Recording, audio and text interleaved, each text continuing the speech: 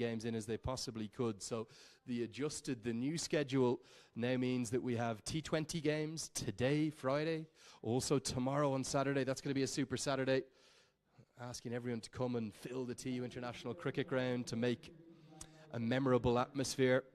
And then we'll have the third and final T20 on Monday before we move into the 50 overs leg of the tour, which will have 3 matches in it as well. And those games will be on Wednesday, Friday, and Sunday.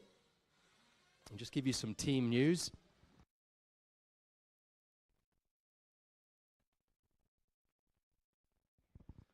And both sides have 15-player squads. For Ireland, they've made plenty of changes too. Great to see a first look at PJ Moore, who's going to come in to the Irish team. Also see the return of Tom Mays and Matthew Humphreys, and out go Liam McCarthy, Morgan Topping and Ben White. Still no sign of James McCullum. He's the only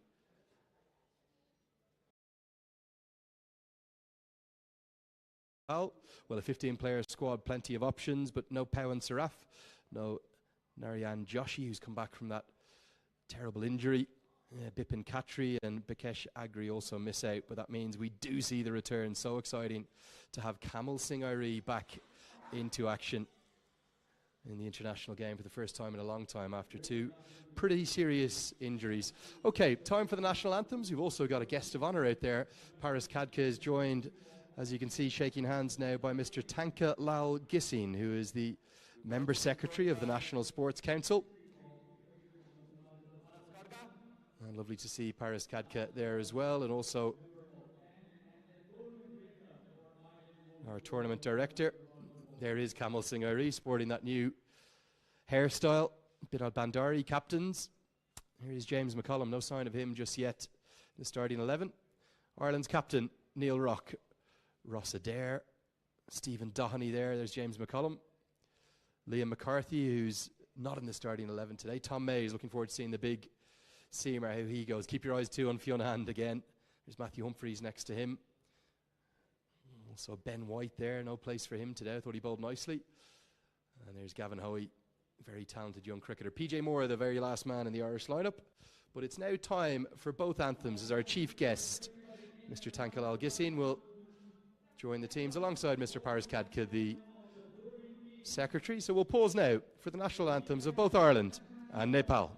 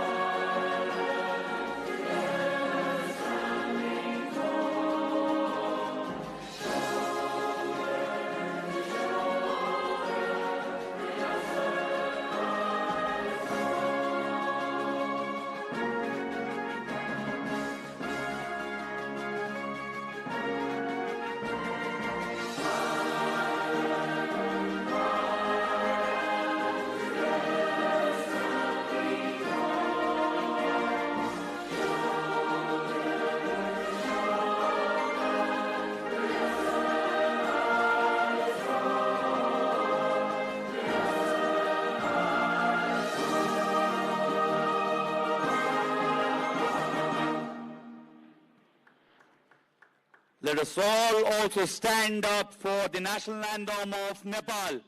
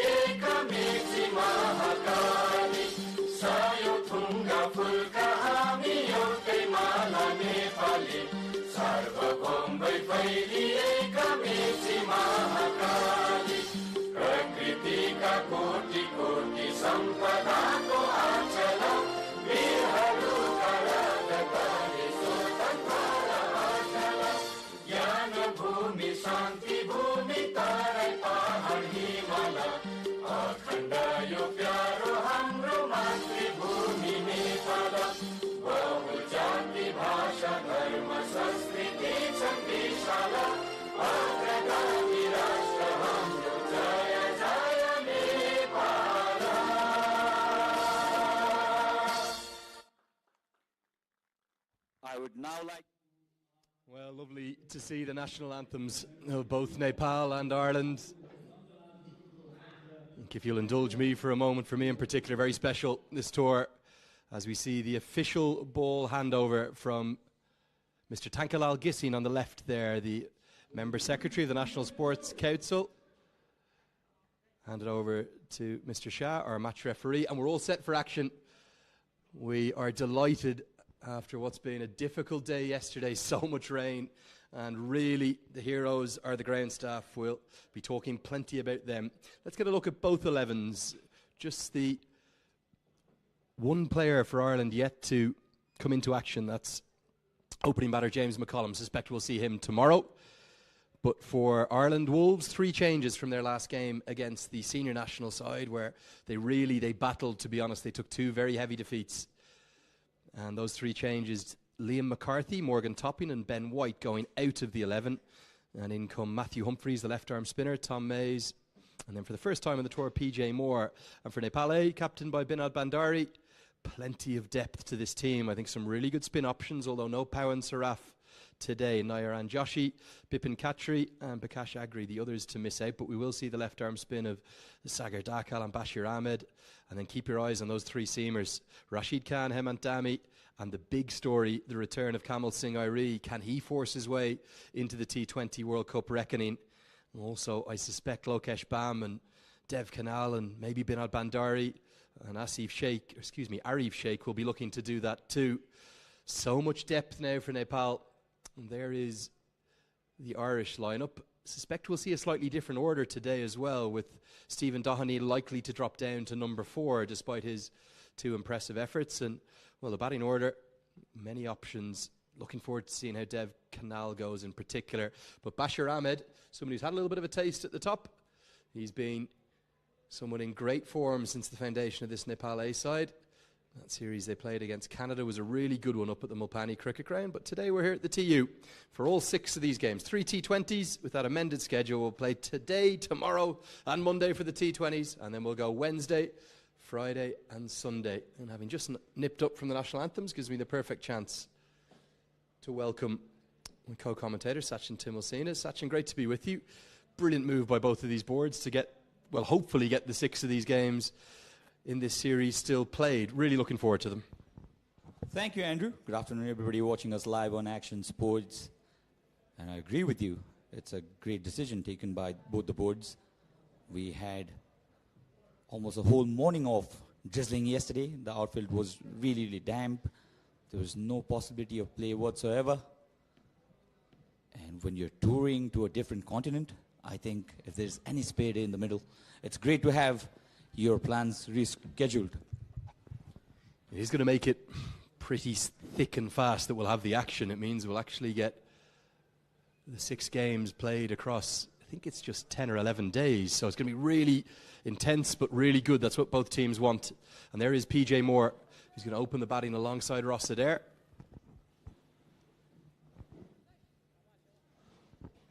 Looking forward to seeing how the dual international, one of the few in the world who's played international cricket for 2 countries, Zimbabwe and Ireland.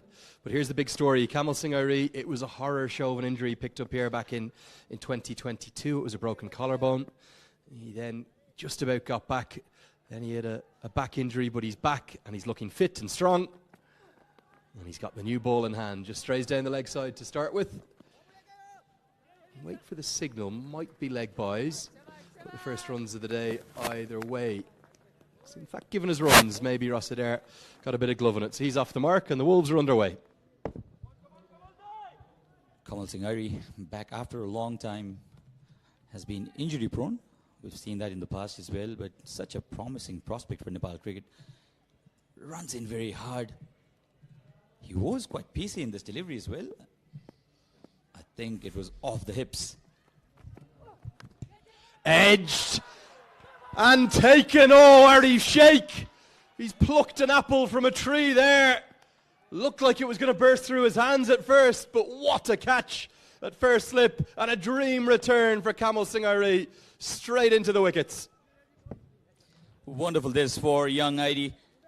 Came in bowled hard, extra bit of bounce as well, slashed it really hard, and you'll have to credit young in fact, Arif Sheikh, the older Sheikh, who's taken that catch out of nowhere. Let's have a look at this in the replay.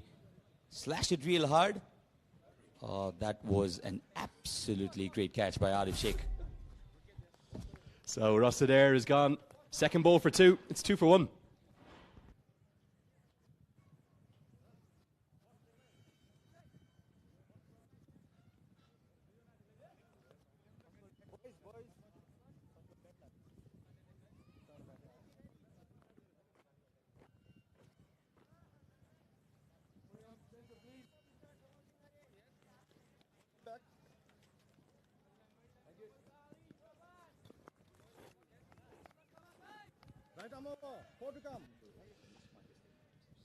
Cade Carmichael to the crease at number 3.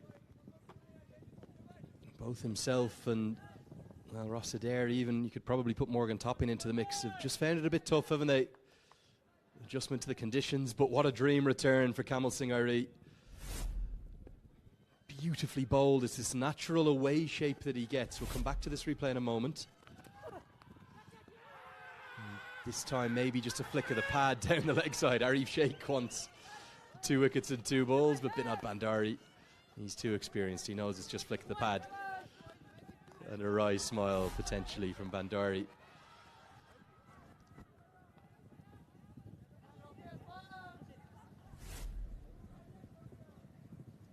See if we can get one more look at this wicket replay. It was a stunning catch from Arif Sheikh. Might have to take it after this ball.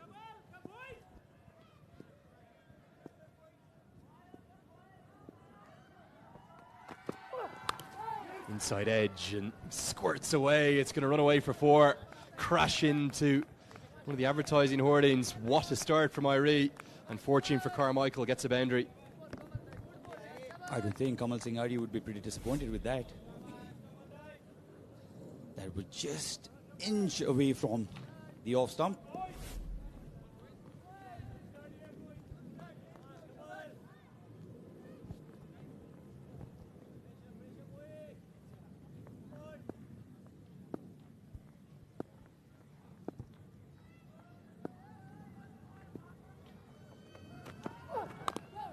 Again, an inside edge. Ireland just finding Airi difficult to deal with.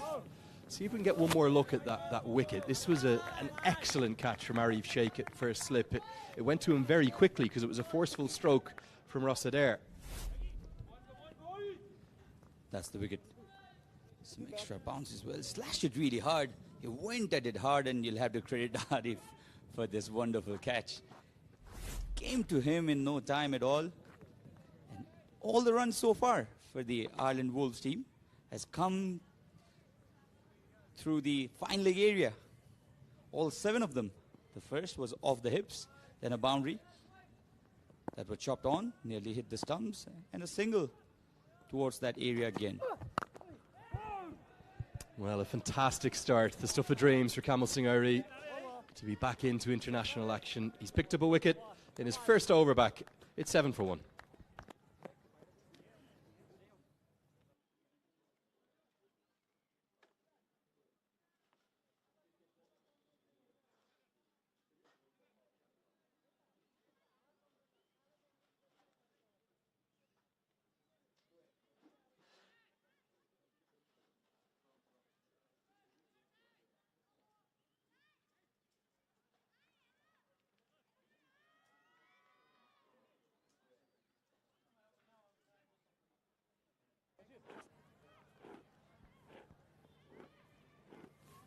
So a difficult start for Ireland. They've lost big hitting Rossadair in the very first over. Means that PJ Moore, who has been, well, just chomping at the bit to get into action. Not been an easy start for the Ireland Wolves. They've been pretty pragmatic about it. They've understood that they've come out of a winter. But we're going to see Hemant Dami into action now.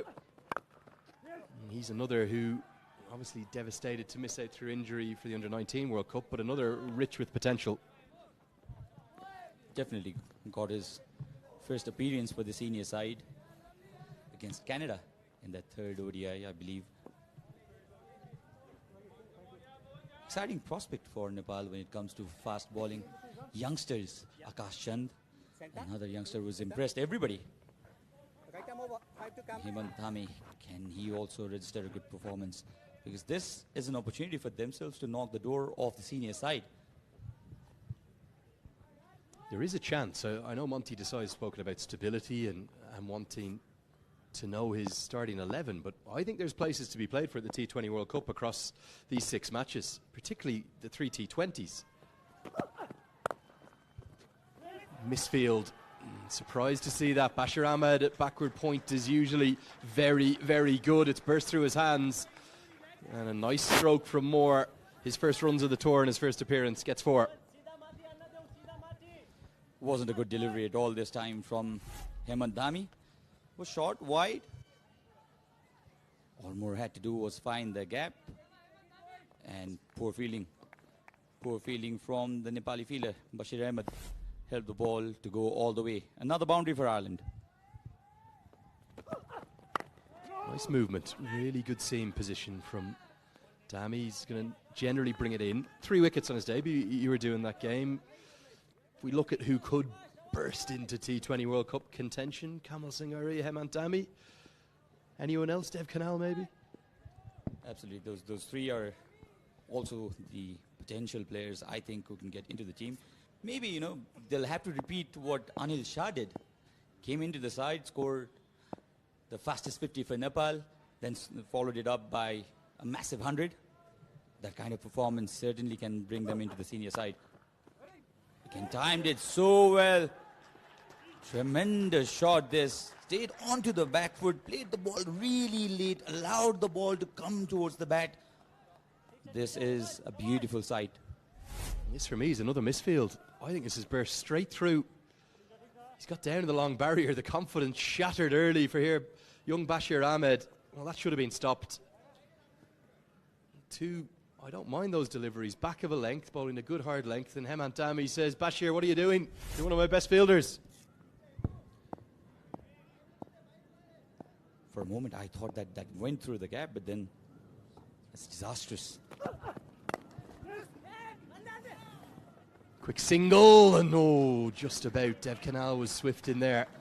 Nepal's senior side, their fielding's been outstanding. I suspect the A-team will want to replicate that. They're going to need to make up for those early mistakes.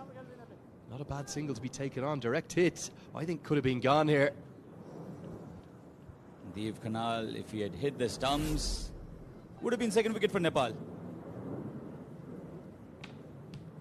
Moore for a moment thought he was nowhere in the scene, and rightly so. But survives. And Carmichael on strike now.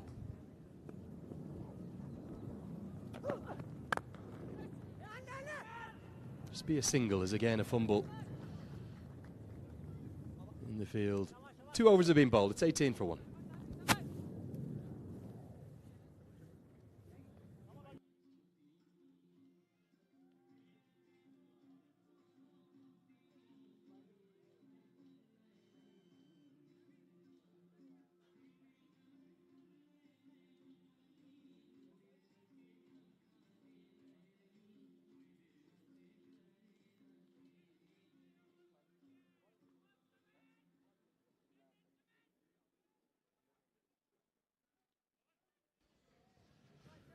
Well, fantastic to be here with you. This is one of my very favourite grounds in the world, the TU International Cricket Ground. You're enjoying the action live here on Action Sports HD. If you're watching down in India, you'll be enjoying it on fan code. As a short ball is being helped into the leg side, no control at all from Cade Carmichael, and he too is now fortunate to survive. Ireland have started very edgily, and Kamal Singh Ari has started ever so impressively.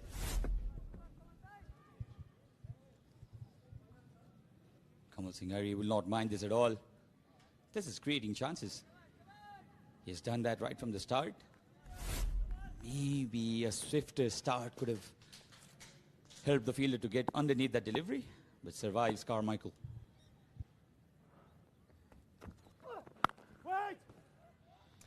Now, PJ Moore, we were talking about Kamal Singh wanting to press for a T20 World Cup spot. PJ Moore will be wanting to do the same. Here's Bashir Ahmed, two very uncharacteristic errors. Talk about PJ Moore and his career. He's made the big switch. He's got some Irish heritage, but he played for Zimbabwe, played all three formats for them, Tests, ODIs and T20s. But he really hasn't played much white ball stuff at all for Ireland. This one's edged away. Protection down there, just going to be a single. In fact, he's yet to play a senior white ball game for Ireland, and ironically his last white ball game for Zimbabwe came against Ireland. There's all sorts going on. He has played a few test matches for Ireland without much success. I actually think this is a good format for him, particularly the ODI cricket we'll see in a little while. And I want to press the case maybe to go as the reserve opener, press Ross Adair's case and maybe see if he can get in and help Andy Balbirnie and Paul Sterling at the top.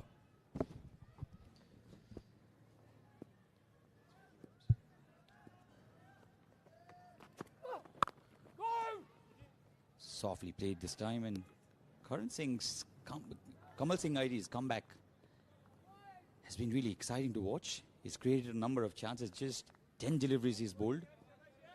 It's great to see him. I love his attitude, Andrew. The way he runs in. There's a proper fast bowler attitude in him. He played against the Ireland senior team in Oman back in early 2022. That was the T20 World Cup qualifier, one of the two of them there in Muscat. That's been helped into the leg side. Just slightly the wrong line. Cannons into those advertising hoardings. Good stroke from Carmichael. No boundaries in his last innings. Gets one here. This was much, much needed because Kamal Singh ID was enjoying bowling at this batter. He was creating chances. This was a tremendous shot. Just flicked the wrist at the last moment and one bounce over the fence. A welcome boundary this for Ireland Wolves.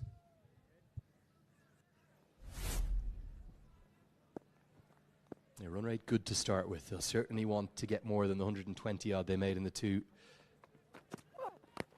games thus far. Again, Irie rushes Carmichael for pace. 6 runs have come from that over. It's 24 for 1.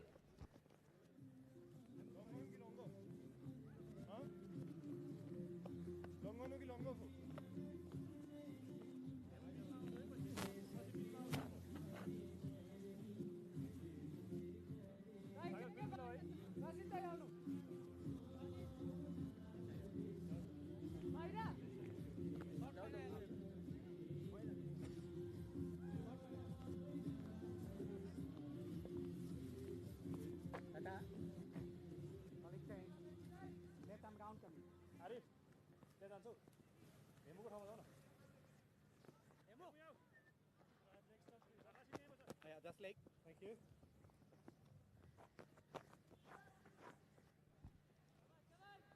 Sagar Dakal into the attack. We're going to see lots of spin bowled to Ireland, I suspect. The surprise for me, no Pau and Saraf today. I thought they might go with 3 frontline spinners. Instead, they've got 2 in terms of Sagar Dakal with his left-arm spin and Bashir Ahmed.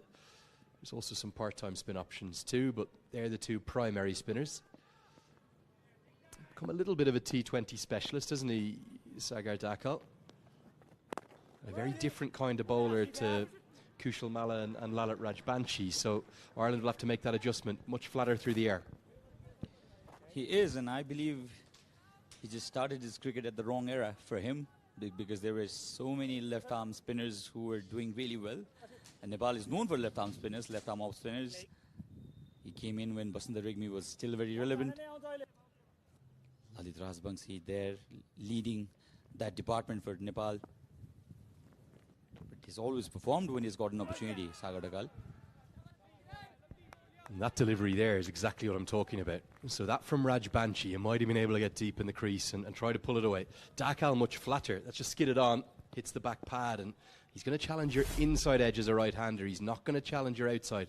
There it is, no turn at all. Back pad. Carmichael in all sorts of tangles here. It's very deceiving as well. He varies his pace, Sagar Dagal, at times. And as you said, he's pretty accurate as well. Not an easy customer at all, Sagar Dagal. And even for him, if he gets some really good performances in here, he will be contention for that World Cup in US and Caribbean, and even the Asia Cup qualifier in Oman. So great opportunity for Nepali youngsters. I think it's lovely now. The fans will have their eyes on both, won't they? They'll be watching very closely here in Kathmandu, in person and on air. Might be close, but I think it could be outside the line. That, for me, a very good decision. Our two standing umpires today, Basu Karan and Rajesh Thakur. I think this has got him just outside the line. It's going to go on and hit the stump, certainly. Let's have a look. Sagar Dagal is not happy at all. In fact, it's stuck on the line of the off stump. Height could have been an issue. He was playing that sweep shot, so it was definitely worth a shout. And that's the reason why Sagar Dagal was very annoyed. He was begging. I love his intensity when he comes out to bowl. Just correct, our two umpires actually, Adip Pradhan and Basu Karan. Our third umpire today, Rajesh Thakur. This one's going to be a wide down the leg side. Won't help Sagar Dakal's mood. Yeah, it did look tight. My initial instinct was just outside the line of off. Maybe Carmichael could have got away with one there. Wide delivery. 27 for 1. You reckon Ireland will be happy with this start? Don't think they'd have been too happy with 25 for 2, which it could have easily been. Small margins we play our game in. Really good start from Sagar Dakal. Easily could have been a wicket in that over. Instead, it's just the 3 runs from it. 4 bowled, 27 for 1.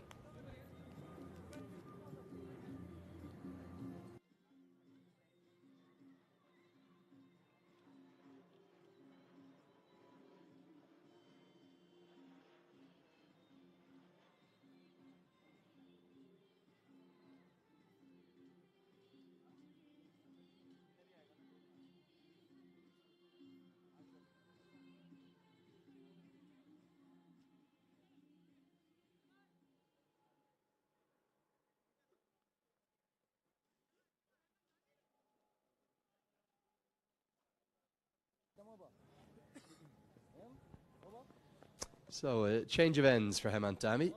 We're going to see him come in to bowl his second now from the Chobar end of the ground. Sagar Dakal, well, he wanted that wicket in the last over, his first. Ireland have just shown a propensity to struggle against spin thus far. No real surprise. They need to exploit the pace on the ball like this from Carmichael. Much, much better. Going to be 1 bounce just in front of the boundary ropes. 4 more to Ireland. This was definitely on the cards because the spinners, Sagar Dagal, was putting a lot of pressure in these batters, and they had to go against Hemant Dami, who's not an express pace as well. So they had this opportunity and it was bowled full. Played it towards the mid-wicket region. 1 bounce over the fence.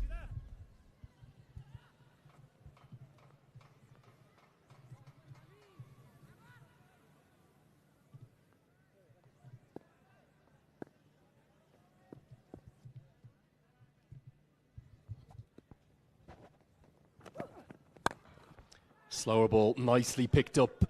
This is really good from Ireland. They're learning you have to score straight down the ground. They've done it in short phases. Much, much better. 4-6. Nice little salvo from Carmichael. No real swing for Hemant Dami. That allowed Carmichael to go and play through the line. Inside out. 4 in the first delivery, 6 to follow. This was in fact a leg cutter by Hemant Dami. Was not deceived at all. So good over this already. 2 balls, 10 runs for Ireland Wolves. Something I know the Irish coaching team have spoken about a lot. Their team analyst, Scott Irvine, does the most brilliant job with them. He's got footage on every single player in both the Nepal senior and the A team. But he wants them to score straighter. Could be a chance here. I think this would have been gone as well. Nepal's fielding not quite matching their seniors, despite that wonderful catch from Arif Sheikh. Another chance at the second wicket. It was Dev Khanal earlier. This time Arif, yeah, he had actually given up. Carmichael there would have been out by quite a distance. They're riding great share of their luck, the Ireland Wolves side.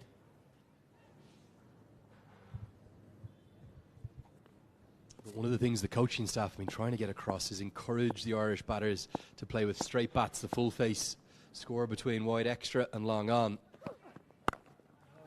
With the pace on the ball, certainly there's more opportunities to score. Pressure on Dhami in this over. The first 2 balls went for 10. And for him and Dhami, if the ball is not swinging, it's very difficult for him. He will have to produce more of variations because he looks a complete different bowler when the ball is swinging. We've not seen much of that. That has given an opportunity for both these batters to play through the line.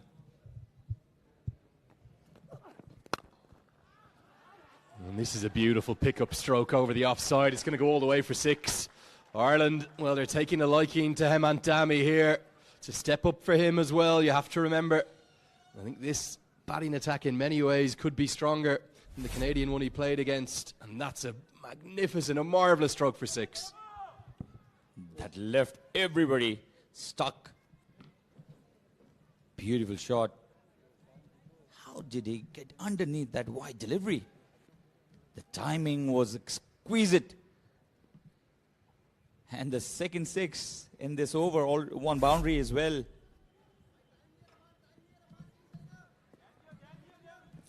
"17 runs off this over, expensive one from Hemant Dhami.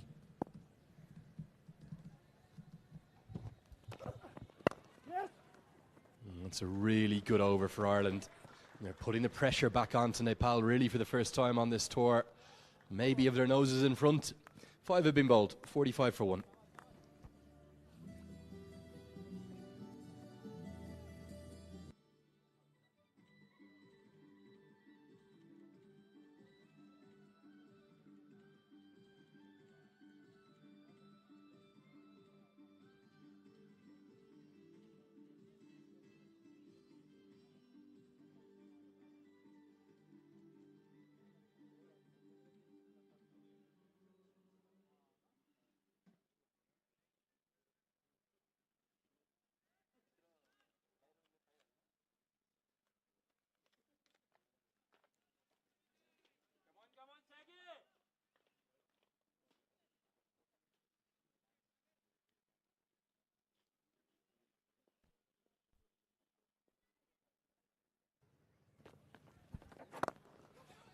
Sagar Dakal to bowl his second. You might have got a little bit of a look at the Irish potential batting order there. I suspect we'll actually see Stephen Doheney at number 4, being the top scorer in the first game, did pretty well in the second too. Again, struggles continue for Ireland against the spinners. Maybe Gareth Delaney at 5, and we could see, well actually maybe Neil Rock at 5, Gareth Delaney at 6, and then Fiona Hand at 7. So there's a lot of power to come, and Ireland will look to build on this really good start.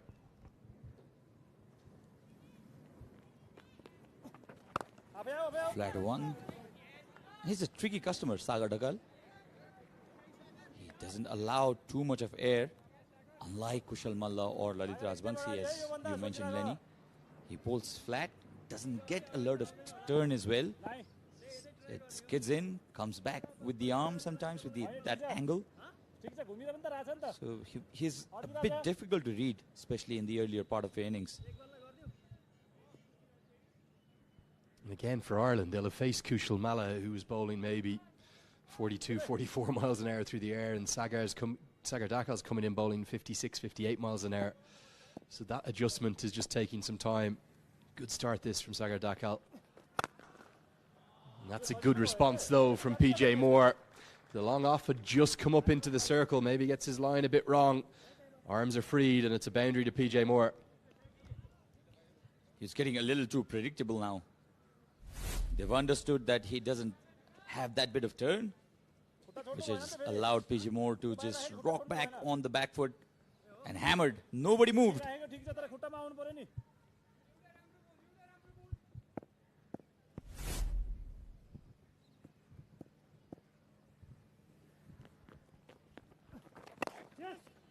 Just again angling in. Won't mind the single though. Just look to get out of this power play now and probably take the pace off the ball. The 50's up. It's been the best start for Ireland by a distance. Great to have Mr. Tankal Al-Gissin here alongside Paris Kadka, and then many of the side that will play in the A team behind. That's Dayang Rai, one of the most popular actors in the country, loved by people all around.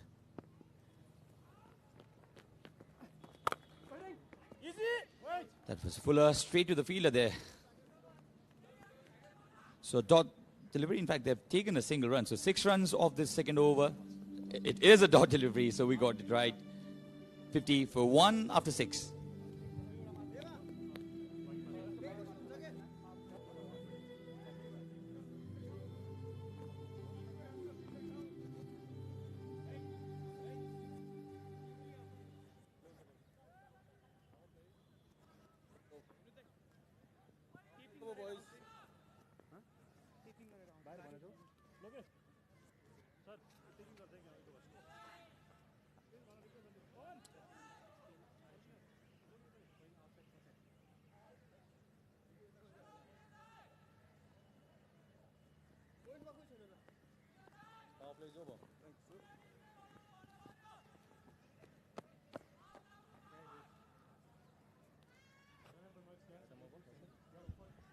So going to be another change in bowling. Won't be pace off the ball yet. Hemant Dami unceremoniously whipped out of the attack, and in comes Rashid Khan, another who's used this A-team platform to really good effect. He has. Was pretty successful with the bat as well. He's a bowling all-rounder, Rashid Khan. He bowls his heart out as well, just like Kamal Singh Aidi. Was taken as Nepal's fast bowling future when he initially came into the circuit. Short wide cutaway. That's somewhere where PJ Moore is really strong.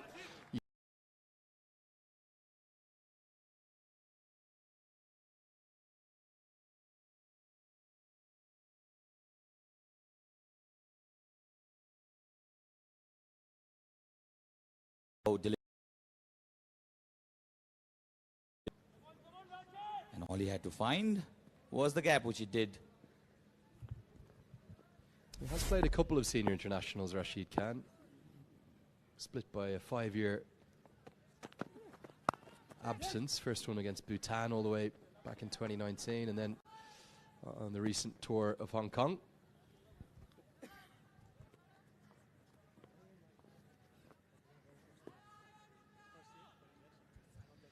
So the partnership, 53 of 36, they lost that wicket in the very first over itself. Karan Singh Aidi had a dream comeback. That's what you can call. Wicket off the very second ball. Was an equally good catch by Adif Sheikh. Straight back. No run there. So 55 for 1. Ireland Wolves would be satisfied with that start now after losing that wicket, that important wicket in the very second delivery. This is how Arif caught that ball and dismissed the opening batter. Just a few more highlights of the power play.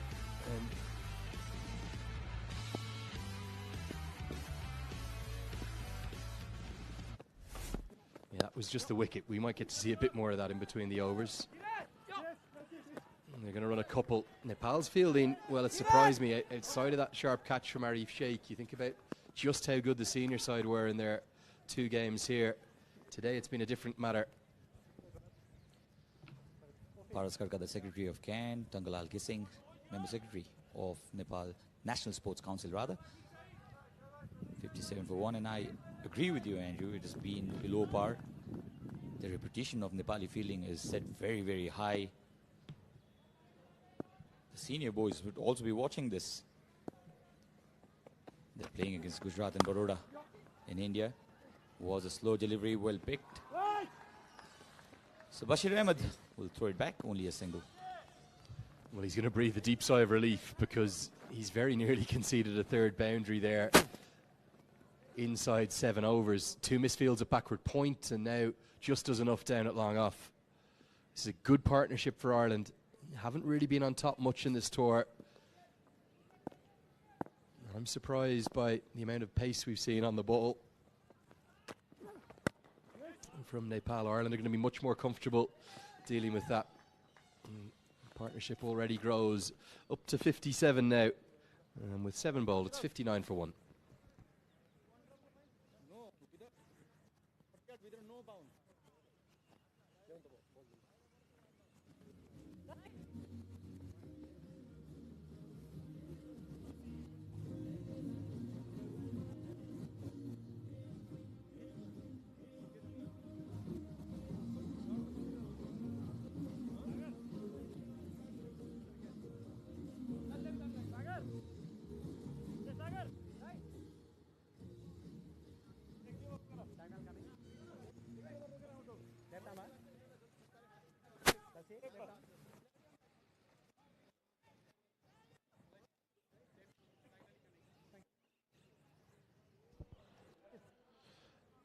Bashir Ahmed, more spin into the attack. Really talented all-round cricketer, this youngster. He's very gritty, he's a very tough character. We saw him be particularly impressive with the bat against Canada. I think it was at least 150, might have been a couple wickets to go with it, and another one. There's probably 4 or 5 here in the mix. Just thinking if I can have a really good series here against the Ireland Wolves, maybe I can get in the mix. Again, he's a little similar to Sagar Dakal. He'll be pretty flat through the air, but he does get more turn than Dakal. He does. And I think this is a good change in bowling as well from Captain Bandari. Very senior captain, the wicketkeeper as well. Turned himself into a wicketkeeper after quite a while of his debut.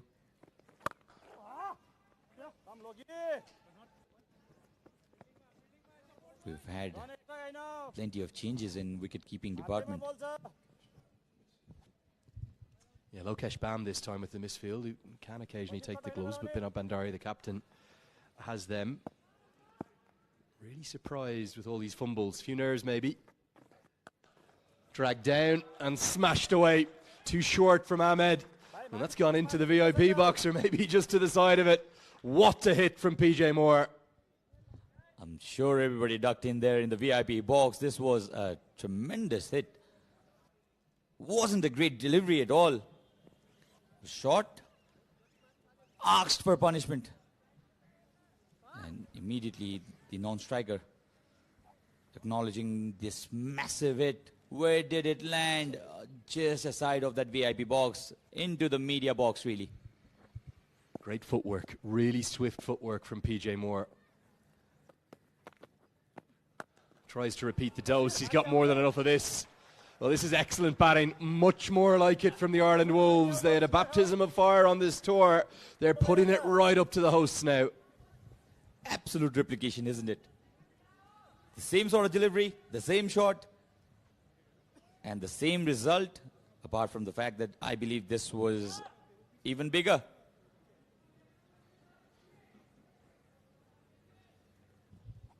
Again, look at the footwork. Talk about batting, it's about identification of length. So he's picked up very quickly both times at that short. And again, I know they're pull shots, they've gone quite straight. Much better length this time from Ahmed, but pressure all of a sudden in Nepal. For the first time in this tour, Ireland have found a way to score off Nepal spinners.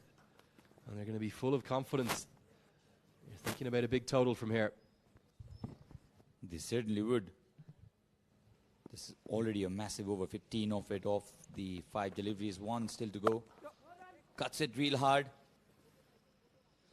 Straight to the fielder again. A single to end this over. A big one from Bashir Ahmed. The score 75 for 1.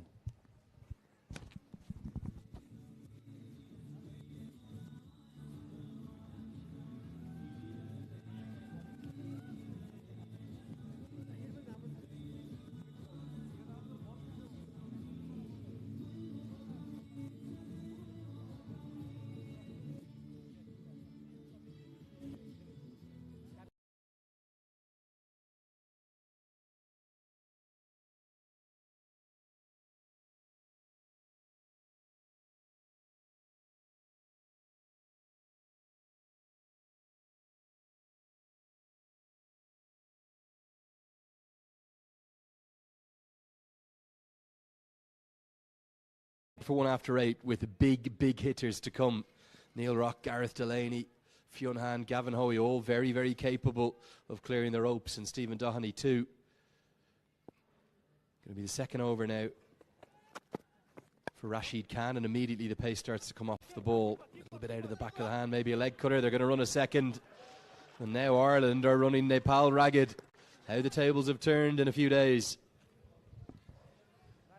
The ground fielding has been terrible from the Nepali youngsters. They've missed 2 run-outs. An excellent call as well. They ran for the second one real hard.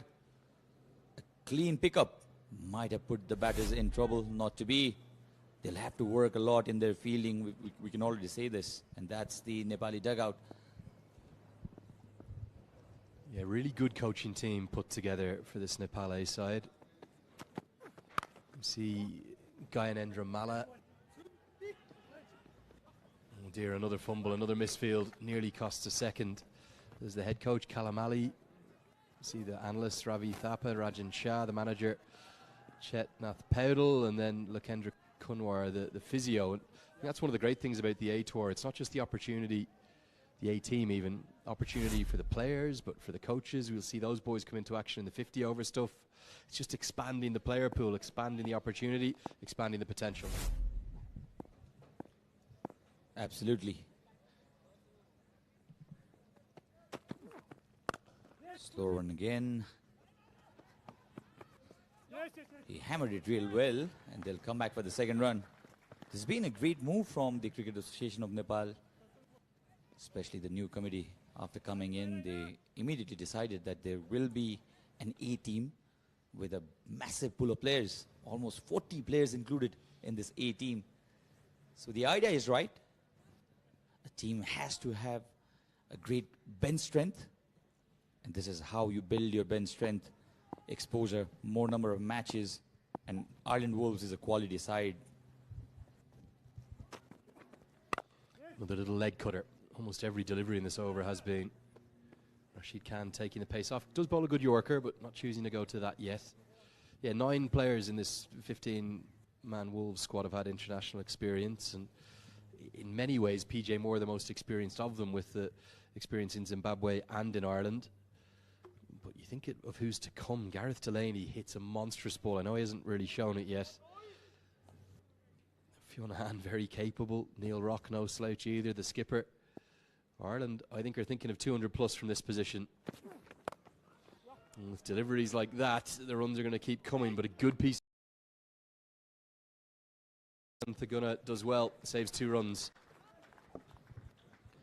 Very well picked up by Carmichael as well. Was fuller in length. Had he missed it, the ball would have crashed onto the leg stick. So he managed to get proper connection, and good fielding from Kiran Thaguna.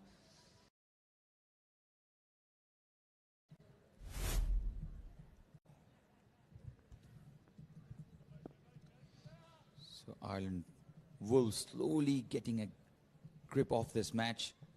They've pushed Nepal into the back foot now. Again, another leg cutter from Rashid Khan, and the ball finds the gap perfectly.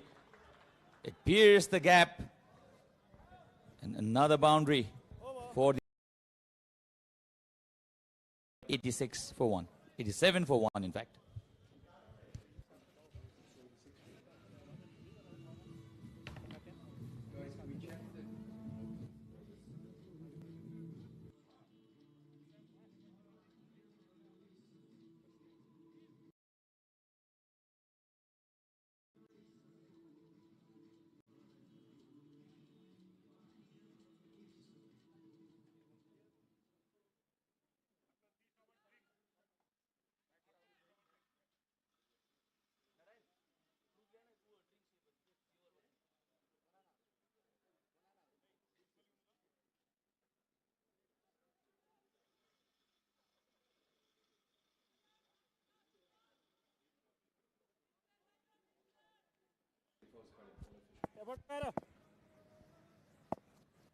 Sagar Dakal returns to the attack.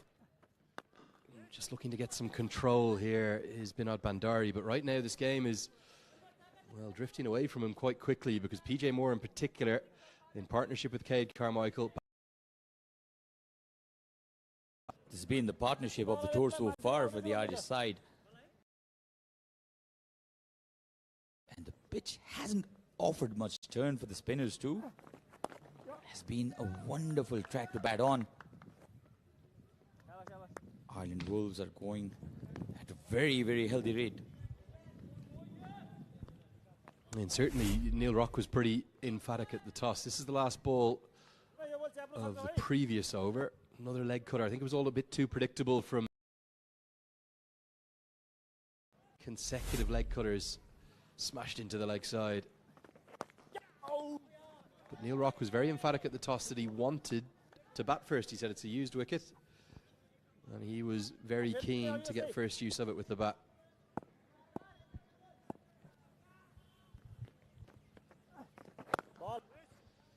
This is excellent batting from both Moore and Carmichael. They've realized that Sagar Dakal has been the best bowler for Nepal A side today, so they're offering him some respect. They've nudged singles out of his overs and then hammered everybody else for a boundary, and that came back in again with the arm. The previous one had a hint of turn and an easy bowler to face, Sagar Dakal.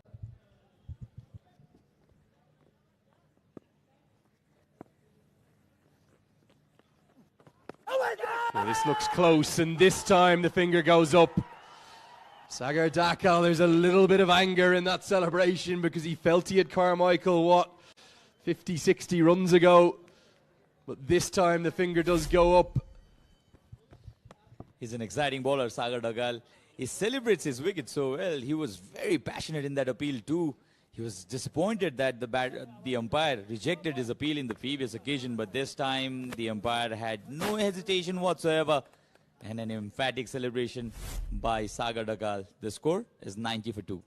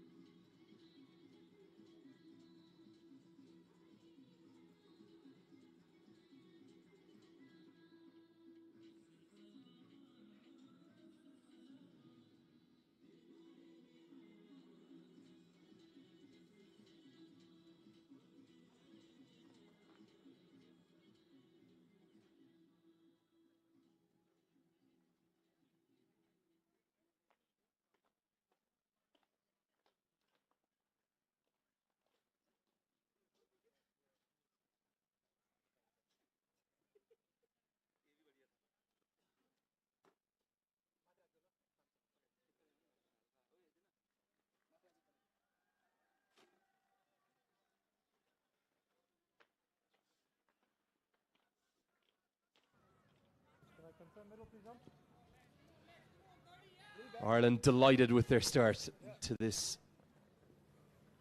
I'm going to see Stephen Doheney. He's actually at the other end right now. That's PJ Moore in your screen. Stephen Doheney in a new role at number 4, having opened the batting. Stephen Doheney will be at the non-strikers end. You see him in the foreground of your shot there. As I'm going to see another change in bowling. Arif Sheikh to bowl some little medium pace cutters. Bowl stump to stump as that one bounces over his head as it's thudded into the pitch. Doheney thinks of a second but won't take it on. That wicket was badly needed for Nepal, wasn't it? Absolutely. The partnership already 88 and they're scoring runs at will. The boundaries were coming quick too. Stephen Doheney has come to the center. Nepal needed that break of the partnership. And Arif Sheikh has already played for Nepal many a times. He's used more in the longer format, in the ODI format these days. From Birganj, the southern part of the country.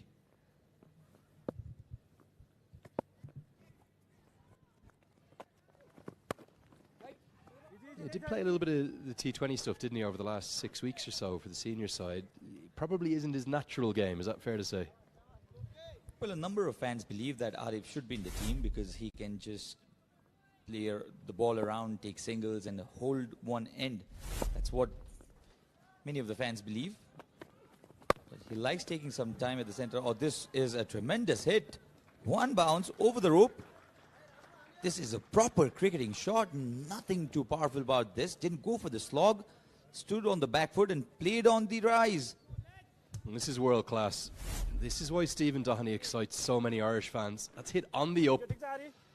Inside out over extra cover. Just one bounce goes away for 4. For me, that's shot of the day.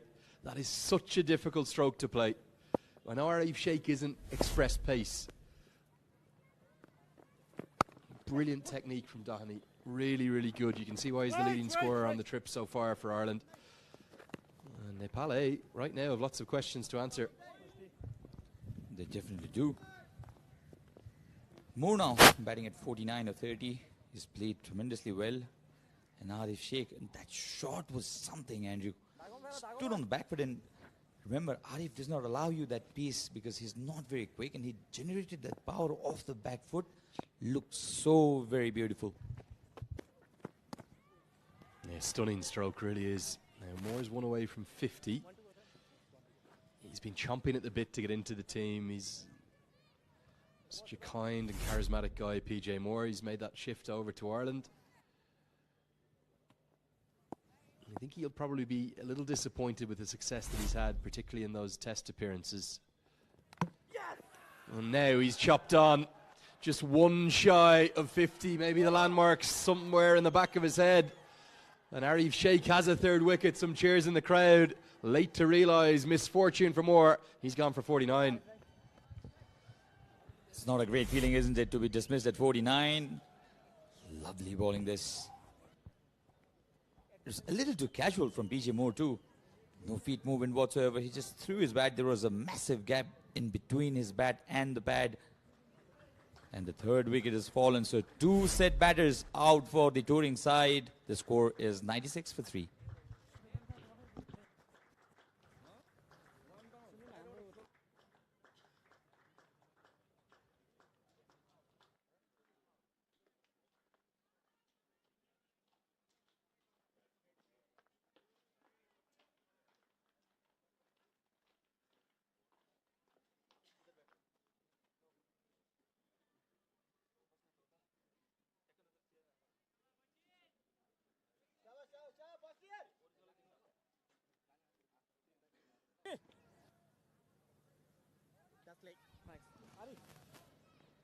Well, just as Ireland have been looking so good, they've found a way to get themselves into a little spot of bother. That's Stephen Doheney, who's on strike, but Neil Rock is the new man, who's at the non-strikers end. And a good change in bowling. We'll see Bashir Ahmed come back into the attack. The new men at the crease, as this is cut ferociously and cut powerfully enough to get 4.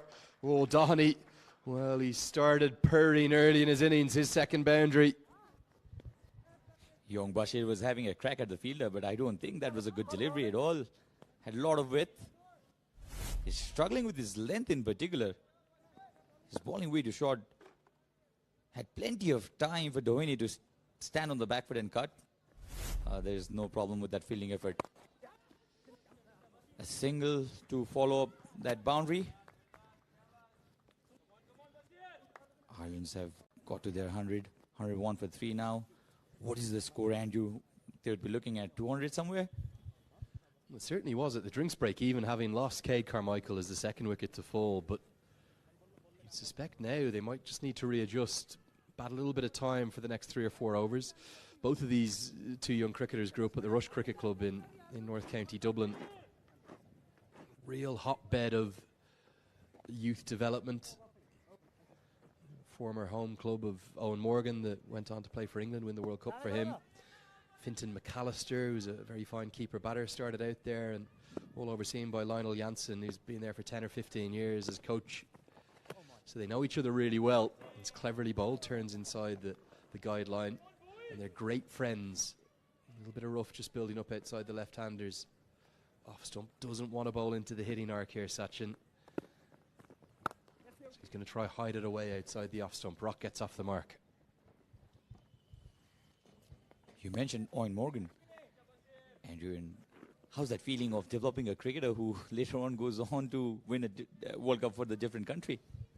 Well, look, I suppose a few mixed feelings from some Irish sports fans on Owen Morgan, particularly with the historic rivalry we have with England, our nearest neighbours. But I think on the whole, most Irish very proud of him. At the time he moved over to play for England, one of 3 Irish cricketers capped for England in recent times. Ed Joyce the first, Boyd Rankin and Owen Morgan, all 3 playing for both countries. Ireland didn't play test cricket, he wanted to play at the top level. Very focused man. Made that move over to England, and what a success he made of it. Maybe the best white ball captain of the last 20 or 30 years, and brought England that elusive world trophy. 12 have been bowled, 104 for 3.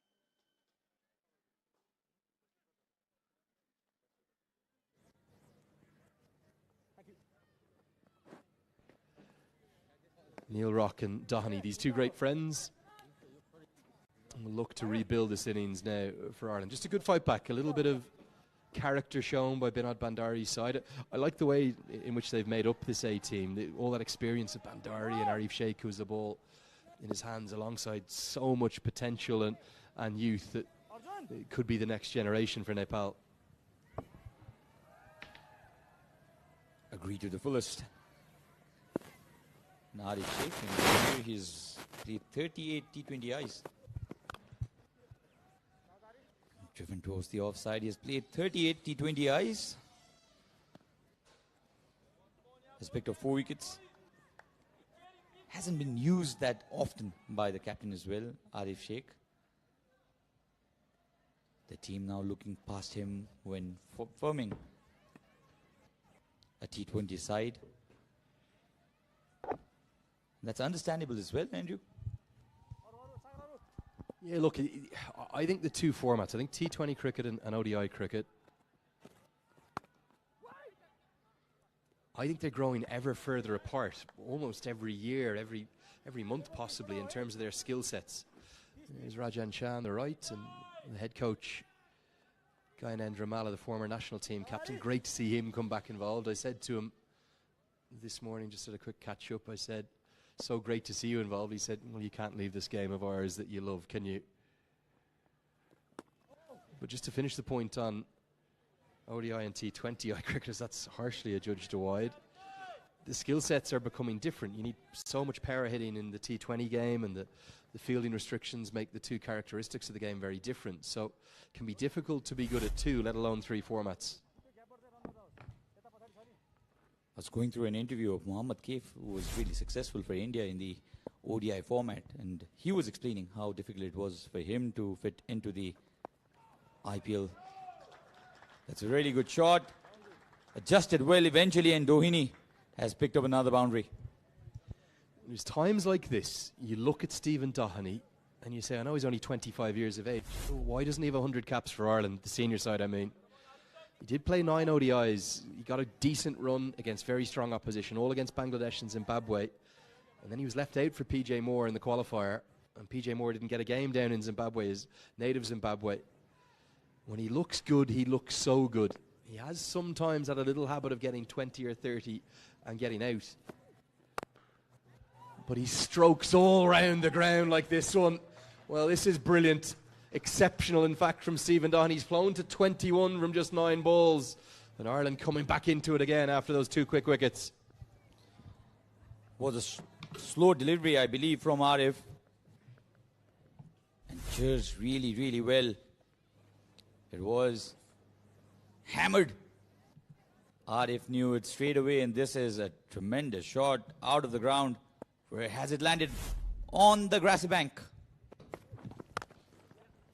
Now driven with real style and panache and quality. Stephen Doheny, oh, he's going through the gears in a hurry here. He looks $1 million out there. Definitely does, and this was again a nothing delivery from Arif. He doesn't have that pace. It was a half volley. And the power Doheny generates. The power actually came from his forearm. He did not lean onto the shot completely. Slashed hard. Gone all the way again. Oh, what a big over this is. 22 runs. Terrific hitting. 126 for 3 after 13.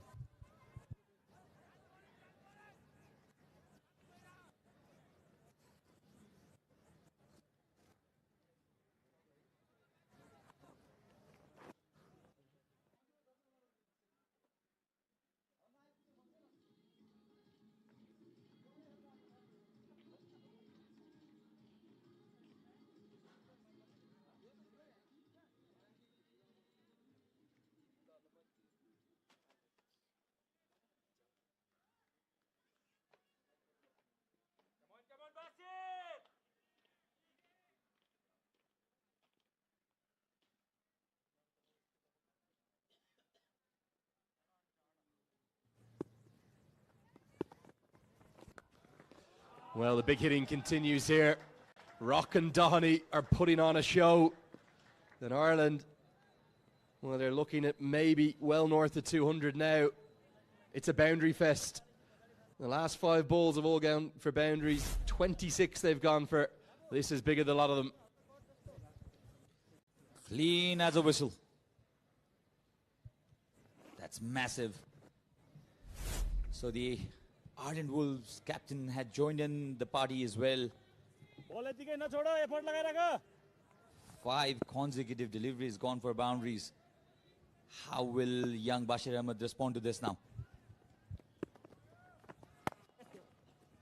It's better for me. There's more action on that ball. I think he's dragged a few down to PJ Moore. He's then got a bit full to Neil Rock. And look at those figures. Gone for 30 of just 14 deliveries. Great to have the fans in as always. And tomorrow, it's the big day. I want to try and fill this ground. Come on. Saturday, day off. I think it's just 100 rupees. Those tickets. So come and enjoy the action. If the Wolves keep going the way they are, be in for a real treat. Despite being a weekday, I think there are close to 1,000 audiences today as well, and that's the kind of love we've seen for cricket in this country. They come in to support their team and enjoy good cricket. And tomorrow will definitely be a big day. Saturday, weekend here. Punts towards the onside. Only a single.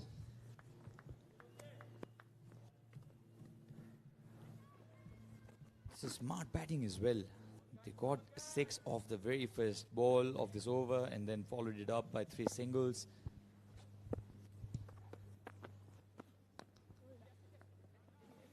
In Ireland, the amount of good this will do their confidence, not just for this tour, but going forward generally. There's a lot of senior players in this team. I'd include the two at the crease now. Neil Rock has come straight from that Afghanistan tour. He did play the one game. He replaced George Dockrell, who was ill. Didn't get many runs. Stephen Doheney, Gareth Delaney, PJ Moore. They're all proper senior players. Ben White too. This is hit down towards long on and straight enough for 4. Nepal are being run ragged here right now, and Bashir Ahmed has gone for 38 in just 3 overs. 14 bowled, 140 for 3.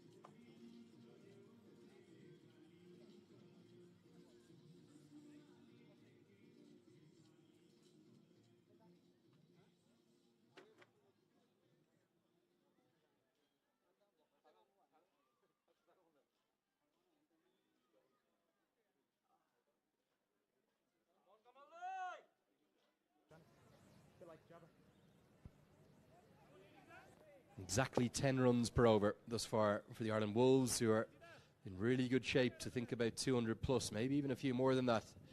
And with just 2 overs left for Kamal Singh Airi, there'll be 2 critical ones. Here's our reserve umpire today, that's Rajesh Thakur. Really, Nepal's bowling, and particularly their fielding, surprised me. It's been very much of a lesser quality than what we saw from the senior side. Hasn't been of that level at all. Nepal are known to field well. Athletic guys, they put in a lot of effort in maintaining themselves. They're fit. We've always been a good fielding side, as far as I can remember. The effort is always there, but has been a disappointing performance from the youngsters. At least if there is one field where they should be looking to be better than their seniors, is this department of fielding. They're young, fresh legs. No dear, things just going from bad to worse right now. Kamal Singh Airi has tried to follow Neil Rock, but he's gone too far down the leg side. Bandari can't get a glove on it. 5 free runs to the total. This is not good at all. Not good at all for the Nepali young side, the Nepal A side. I'm sure Binod Bandari will have a word with Kamal Singh Airi. Was very good in the opening spell. He would want to continue with that kind of bowling momentum.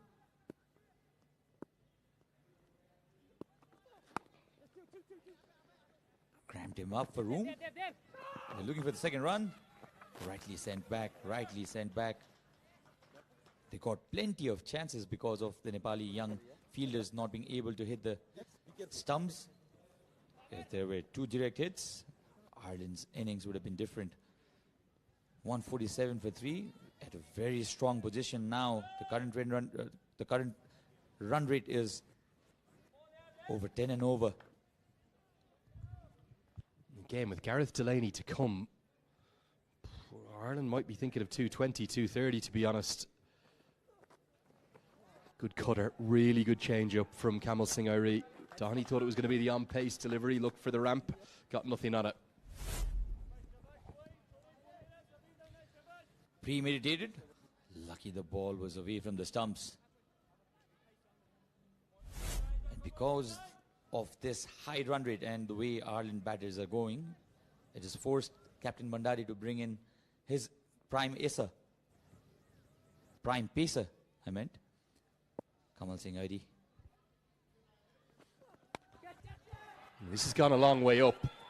Sagar Dakal comes round and, well, he takes an excellent catch. Yeah, that's a big moment in the game. Doheney, who'd looked so good, it looked like he could put the ball anywhere he wanted, finds a way to give it away. And such a good catch this is from Sagar Dakal, right on the advertising mats. And Kamal Singh Airi is a second.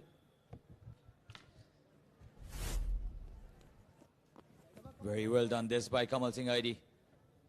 Bowled in short, came down the track. He has not lost his pace at all. And the fourth wicket has fallen for the Ireland Wolves team. 147 for 4.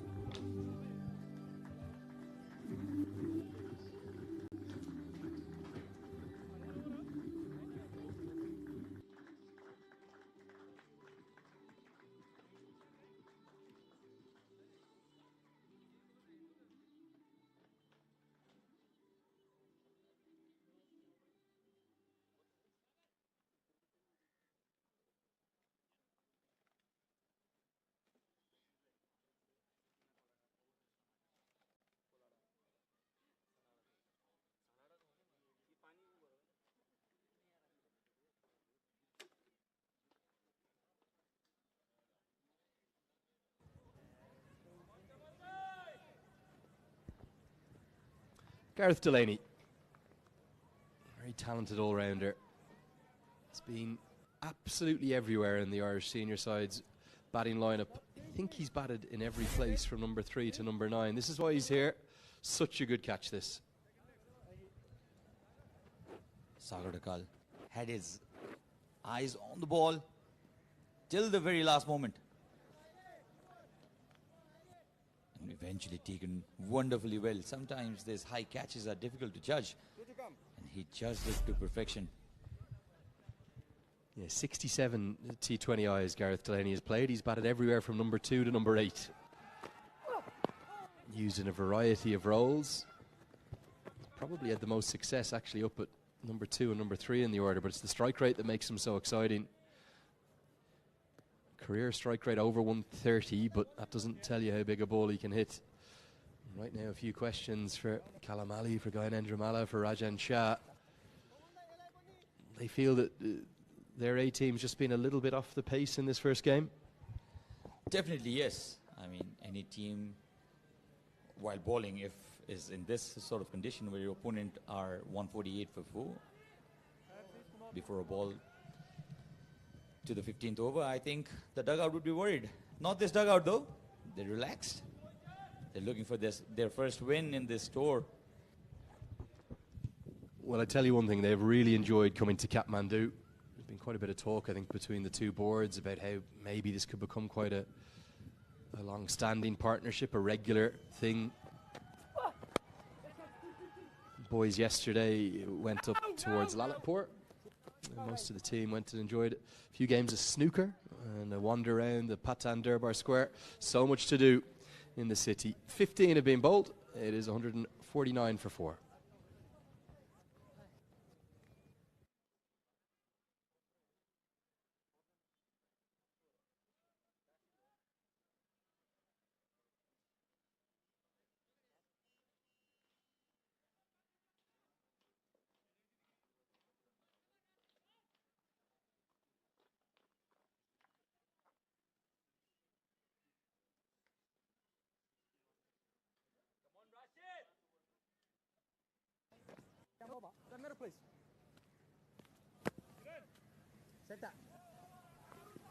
So 5 overs remain. Ireland going at pretty much 10 and over. We'll want north of 200. And one of the skills that Rashid Khan likes to bring to his game is this death bowling. Bowls a good Yorker, will bowl lots of leg cutters. We're going to need to see him hit that block hole. There's Fionn loosening up. Ireland looking very content with their position. And what is beautiful sunshine now after that heavy rain yesterday. Not the right line, just helped around the corner. And another fumble in the field will not cost the second, although Rock looked like he was going to take it on. The 150's up. So 29 more balls to go. I'm sure the Ireland Wolves side would be looking at a score of over 200 for sure. And Rashid Khan hasn't had a great couple of overs with the ball. They need good performances in here if they want to knock that door into the national side, into the senior team. Massive opportunity for them. Rashid Khan has been in and out of the side. He's represented Nepal a couple of times. Went to Australia as well to improve his skills. He's been around, especially in the domestic circuit. And look, this is what you want. You want a structure, a funnel to get through. You go through the PM Cup, you go through your Mayor's Cup, you go through the domestic tournaments all over the country. But without this A-team level, it's very difficult to jump from that and just go in and succeed immediately at international cricket. Associate cricket's better than ever, it's more competitive than ever. Nepal going to a T20 World Cup this year are going to play more Test Nations again than ever. They'll hope to get back to an Asia Cup. So the foundation of this A-team is so good for the likes of Rashid Khan and Sagar Dakal and those knocking at the door. And then even if you slip out of contention with the senior side, this is your way back in. We have 6 good matches here against Ireland. No ball going to be signalled. Just check that. I think it was a no ball. I thought I saw the right arm go out, and it is. So celebrations in the crowd, but they're not going to count. The catch that was well held isn't going to matter. And Neil Rock gets a real moment of fortune. He'll have to feel for this young man, though. He got his wicket, but unfortunately, of an illegitimate delivery. Just, I think, not the best of views from this angle. Lucky for the batter. He's still in there. Well, it looked marginal, didn't it? It really did. You see, that's Basu Karn, the 49-year-old umpire from Parsa. He's the one who's made the call. It means a free hit will follow him. Probably not the man you want to bowl a free hit to. Pretty much in the middle of the square. Just feels like maybe the leg side for Rock a tiny bit shorter today. And the free hit to come. Opportunity to cash in. Big swing and a miss. Gets away with it. Much like it. I mean, that's the kind of delivery Rashid Khan can bowl. He's pacey as well, but strangely he has relied heavily in his slow deliveries right from the start. Gave away plenty of runs too. This was hit on the surface. And the ball skidded towards the keeper. So no harm done at all for Nepal in this free hit delivery.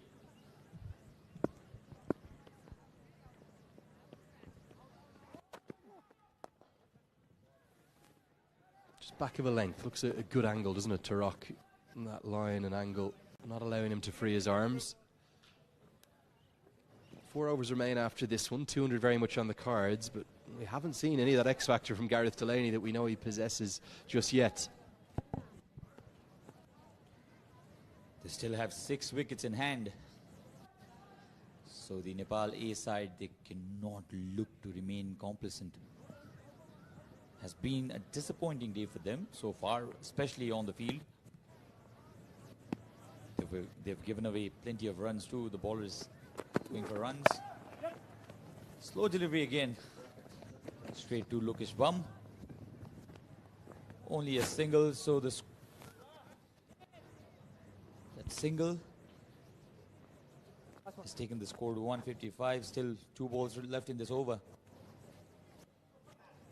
In fact, 1 ball left in this over. We've had some issues with the graphics, but it's come back. 156 for 4. Still 200 is on the card. Beautiful sunshine enveloping the ground now. Really nice day. It's quite a good change of pace. That looked like a big dirty full toss, but it just dipped late on Neil Rock to close out a tight over from Rashid Khan. He's good at the death. 4 remain. 157 for 4.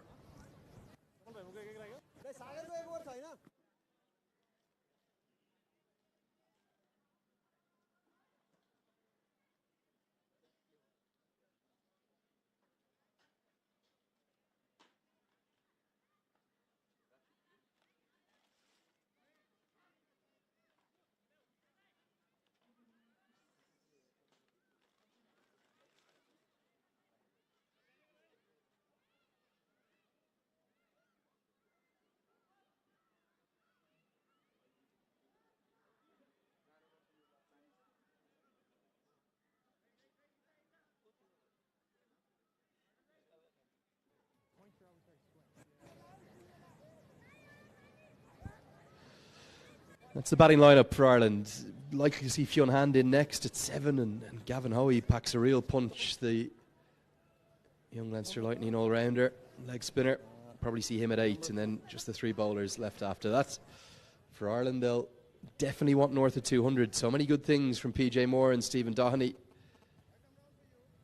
But for the moment, it's been a bit of a chasing experience for some of the bowlers. Kamal Singh Ari, the pick of them without a doubt on his return to cricket. It's been over a year since we've seen him play. But Hemant Dami will come in now to bowl his 3rd. Nails the block hole, and Binod Bandari does really well. Probably say 4. Very accurate, and well done by Captain Bandari as well. Stopped the ball. Could have easily gone to the boundary. It's great to see fans of all age coming in. Sporting cricket has gotten into every household almost in this country, thanks to that success of the senior side. It'll be a wide outside the off stump, and yeah, just brilliant the support of Dish Home and the general corporates getting involved across the country. Dish Home Fibernet sponsoring this series, bringing it to you on Action Sports HD. Plenty of fans enjoying the action. We've had messages from all parts of the country. Lots of Irish fans too, enjoying it back home in Ireland. 7:15 they get the 1 p.m. games have been starting at, and hundreds have been waking up and sending me messages.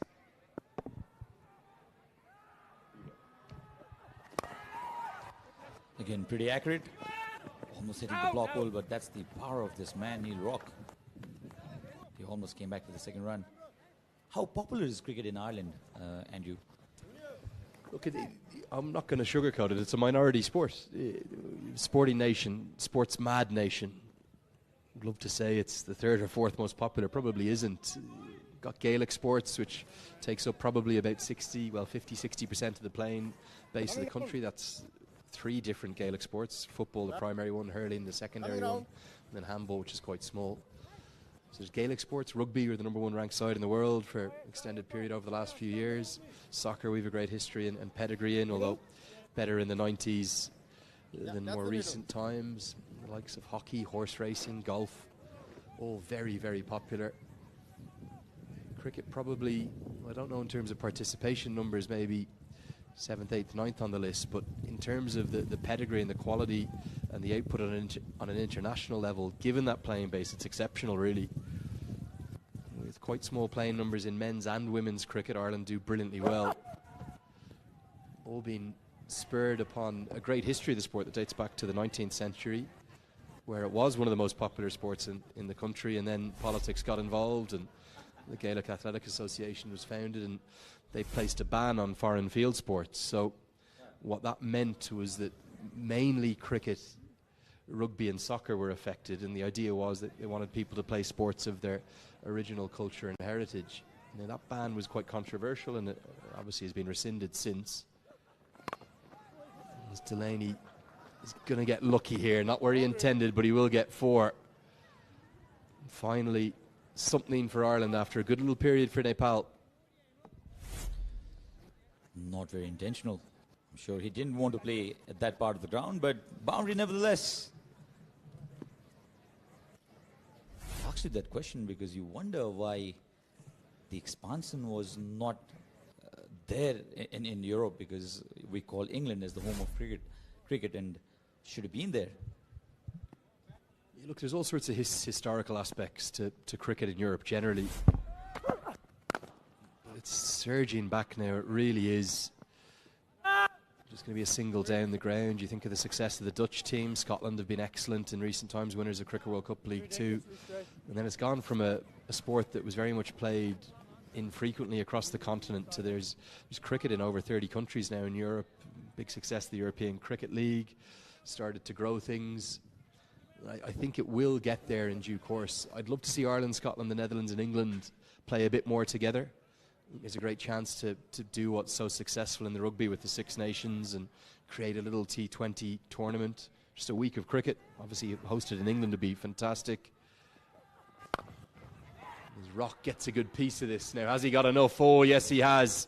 Stand and deliver stuff from Ireland Wolves captain. It's a big hit to close out what was a good over up to that point. And again, the run rate, well, it soars up above 10 per over. 3 to go, 171 for 4.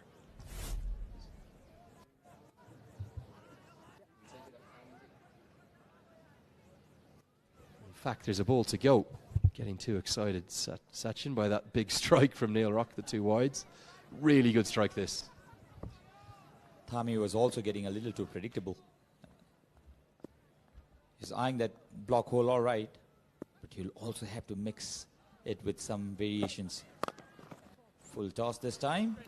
The intent was the same. Lucky that Thami did not go for a big hit this time.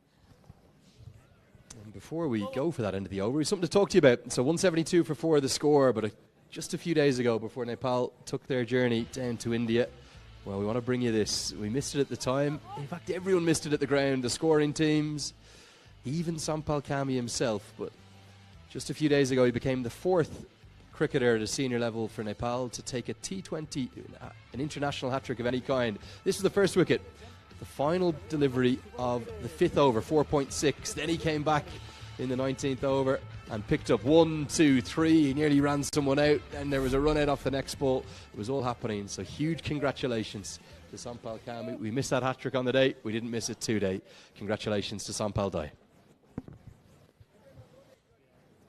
We also doubt that Sampal might have missed it himself, because he got the first wicket before 10 overs of getting those 2 consecutive wickets. So massive over this, the 17th over. Sampal can pretend he knows that was a hat-trick. I can guarantee you he didn't. It's the rarest one. Often you'll get one separated by 2 overs, 2 at the end of 1 over and then 1 followed. Here's Rashid Khan for over 18. Slashed away. Man out there over his head. Oh, I thought Hemant Dami was going to just be able to take that. Not out of the middle, but Rock gets enough. It's another maximum. Serious questions here for the Nepali Pacers. They're going for runs thick and fast. Sliced it so well. It was almost a Yorker. But the timing was exquisite. It was really full. Sliced it. This is a very difficult shot to play, I bet. Yeah, really good strike from Rock. I don't think it was out of the middle of the bat. And again, it shows how narrow the margins are for the fast bowlers here at the TU ground. Rock just starting to warm up. It took a little while to get going. Not as immediate an impact as Stephen Doheney on the contest. But Nepal A, well, they've got a lot of questions to answer right now. Their energy levels have been a bit low for me. They've just been run ragged by Ireland.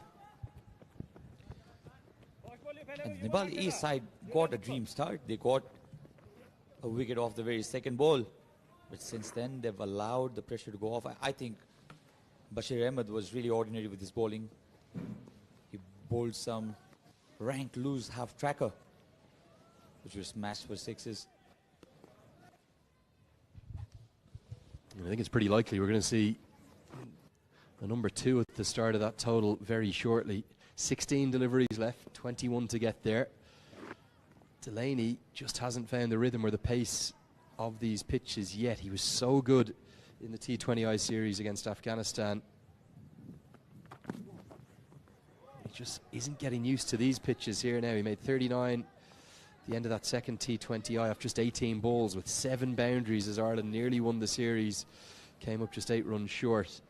We spoke about that versatility being used in so many different positions. I think some Irish fans would like to see him back up at either opening the batting or maybe at number 3.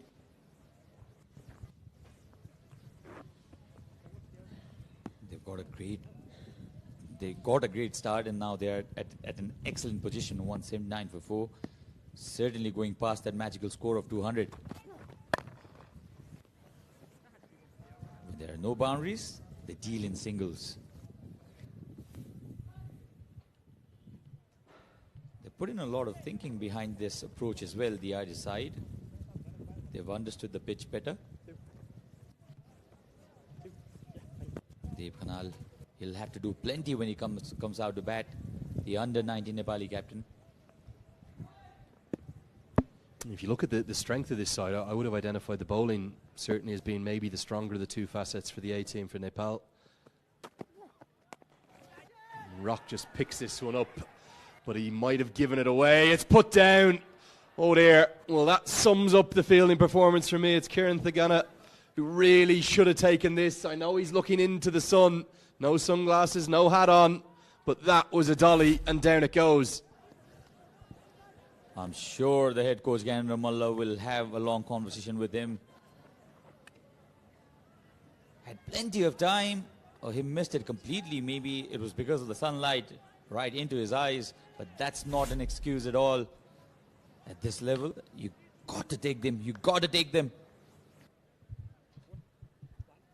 Well, I don't understand how you can field out there. You know the sun sets across towards the dada to our right. Delaney just still can't get going. I can't quite believe he doesn't have a cap on or sunglasses either. Down goes the catch. Big moment in the game. 2 remain. 181 for 4.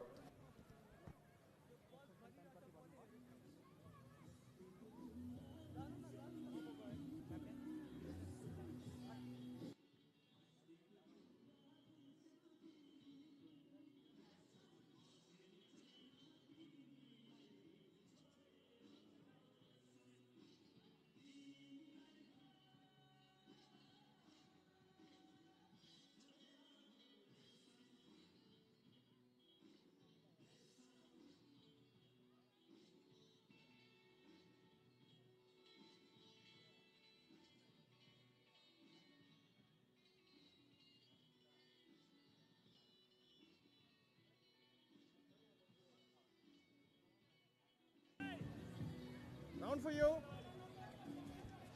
12 deliveries left for the Ireland Wolves to get up above 200. A few moments of fortune, couple of drop catches, generally some pretty poor fielding. The youngster from the Sudar Pashim province who comes into the team. Well, this could be another chance. Kamal Singh Ari nestles underneath it, holds on. It's a third for him. And Neil Rock's dropped attempt doesn't cost too many. Kamal Singh Ari outstanding in his return. Great comeback. Great comeback. The ball came in, cramped him for room. He decided to go through his shot. Neil Rock, the Irish captain. The ball went straight up. Plenty of time. And unlike Kiran Thaguna, Kamal Singh Ari has taken this easily. His third wicket. And a wonderful comeback for him. 38 of 23 for the Irish captain. The score 181 for 5.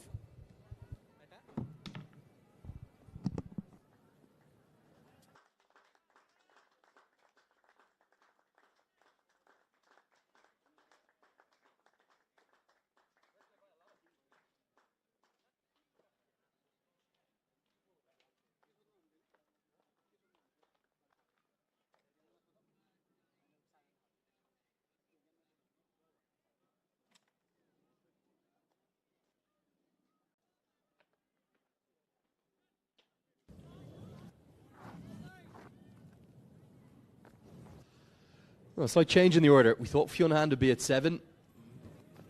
Talking to you off air about Gavin Hoey's potential as a cricketer. Real talent, this youngster. Another one coming through that Pembroke Cricket Club. Plenty of senior internationals above him. And he's got 11 balls to face. No ball. Hammered away. And it's going to maybe go all the way too. This is the power that Gavin Hoey possesses. What a start for him. It's 7 runs from the delivery and a free hit to follow. Can you find a bit bigger anti-climax to this? A wicket in the previous ball, and then a no ball, hammered for a 6. Marginal again. The anticipation was there, Gavin Hoey. And a huge hit, massive 6 now. Worry for Kamal Singh Ari is he cannot get the batter out in this delivery. A free hit.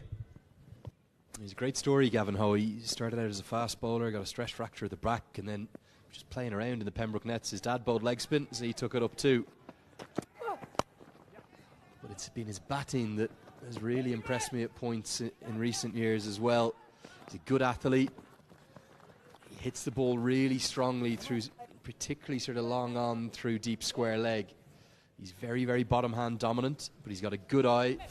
Generally a very good fielder as well. This is the wicket of Neil Rock. It was a little off cutter, very cleverly bowled. I wonder why Neil Rock didn't try to play towards the onside. He wanted to hit it straight. The ball came in with the angle. Was an off cutter as well. Brilliantly bowled this by Kamal Singh Aidi. Unfortunately for him, the next delivery was a no ball and smacked for 6. And 2 runs off the free hit. Oh, Gavin Hoey. He is something special, this youngster. Look at that. Not just over the leg side, through the offside too. Kamal Singh Aidi misses the block hole. Hoey goes bang over extra cover. This is a massive hit. And now I understand why the Can volunteers were absolutely mesmerized by the Ireland players hitting the ball all around the park. This is a tremendous shot. They can do it. They can hit it big. More problem here for Captain Bandari and his boys. I love that. The kids getting to have a touch of the ball. They all want to have a touch of it. Throw it back, lads. Now, has he got enough of this? Possibly not. 2 men converge but can't get there. Again, good running will get Gavin Hoey back for 2. What a little cameo this is. A flourish. 16 off just 4 deliveries.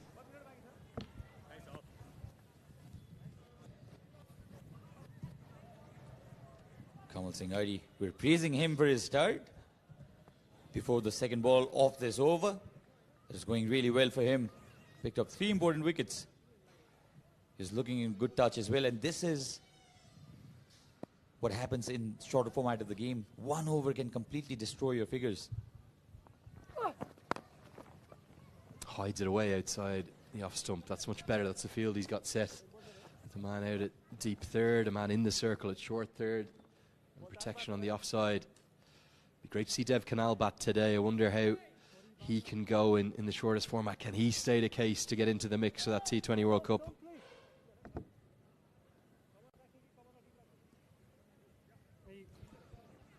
The Nepali batters certainly will have a mountain to climb.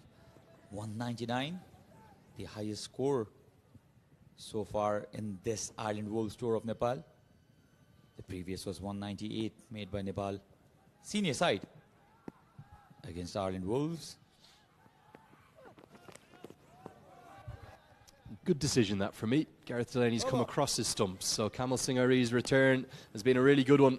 Picked up 3 wickets, been the pick of the bowlers. 3 for 39 for him. 199 for 5.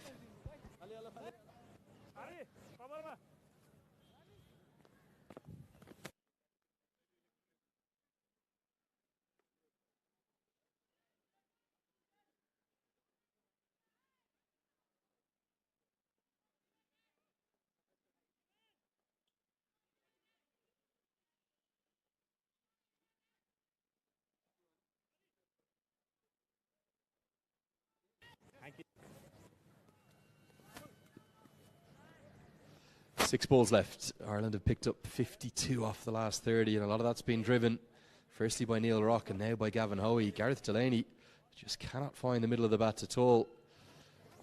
It's going to be a spinner to bowl the 20th and final. This is an interesting call. Hoey will be looking one place straight down the ground here, I suspect. In fact, he pulls it out towards Cow. Just be a single. The 200s come up for Ireland. I don't think Vinod Bandari had many options than to go with his bowler Sagar Dakal. He has been really, really economical today.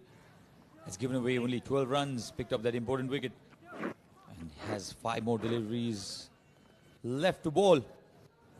I just wonder, was this the plan though?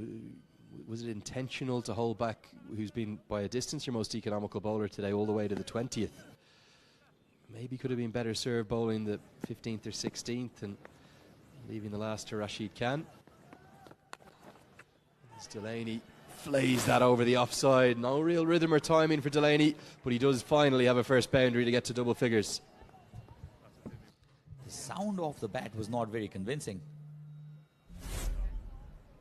but the power and the placement was good enough for the ball to go to the boundary. So the first boundary of the final over. Can the Ireland Wolves find more for themselves now?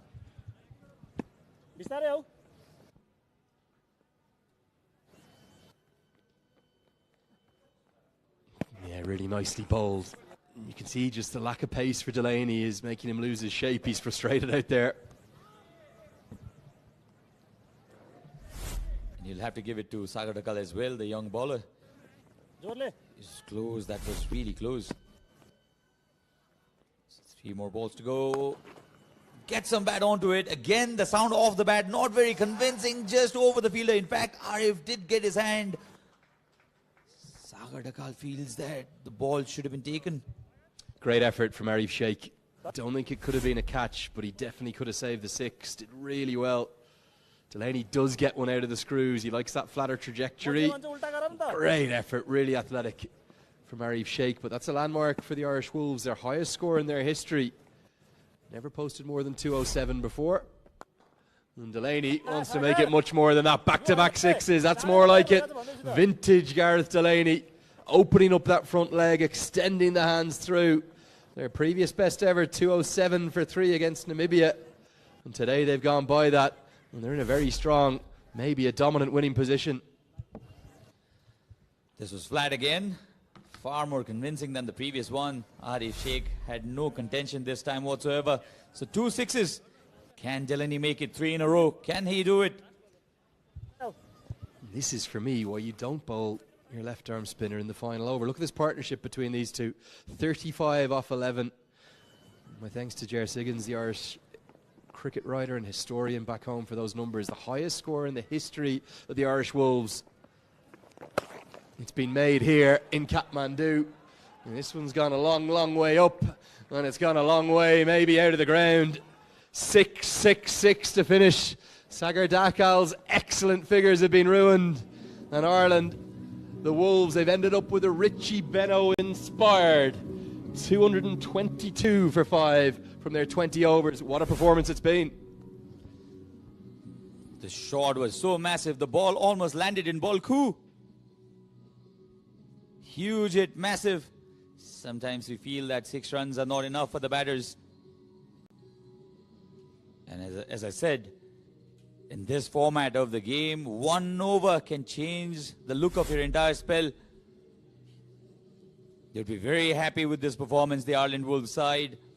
2 for 5, posting a target of 223. And the young Nepal A batters have an uphill stiff mountain to climb. Well, look at this. Quite brilliant card, but remarkable that despite posting 222, no one made 50. Really good contributions from PJ Moore and Stephen Doheny and Gavin Hoey in many ways too. The other standouts, Neil Rock was good as well, and finally Delaney got going. He just couldn't time a ball to save his life, and then he sparked into life. Followed up a boundary over the offside with 6, 6, 6 to finish with a strike rate of more than 200. And Ireland, well, really impressive. Nepal maybe a touch less so today. Their fielding, and to a lesser extent their bowling, letting them down. Absolutely. The Nepali bowlers would be very, very disappointed with their performance today. And Adair, Ross Adair must be telling everybody else, why was I left out of the party? Yeah, really the only one to miss out for Nepal's bowlers. It was a chastening day. We'll get a look at the best of the batting highlights here.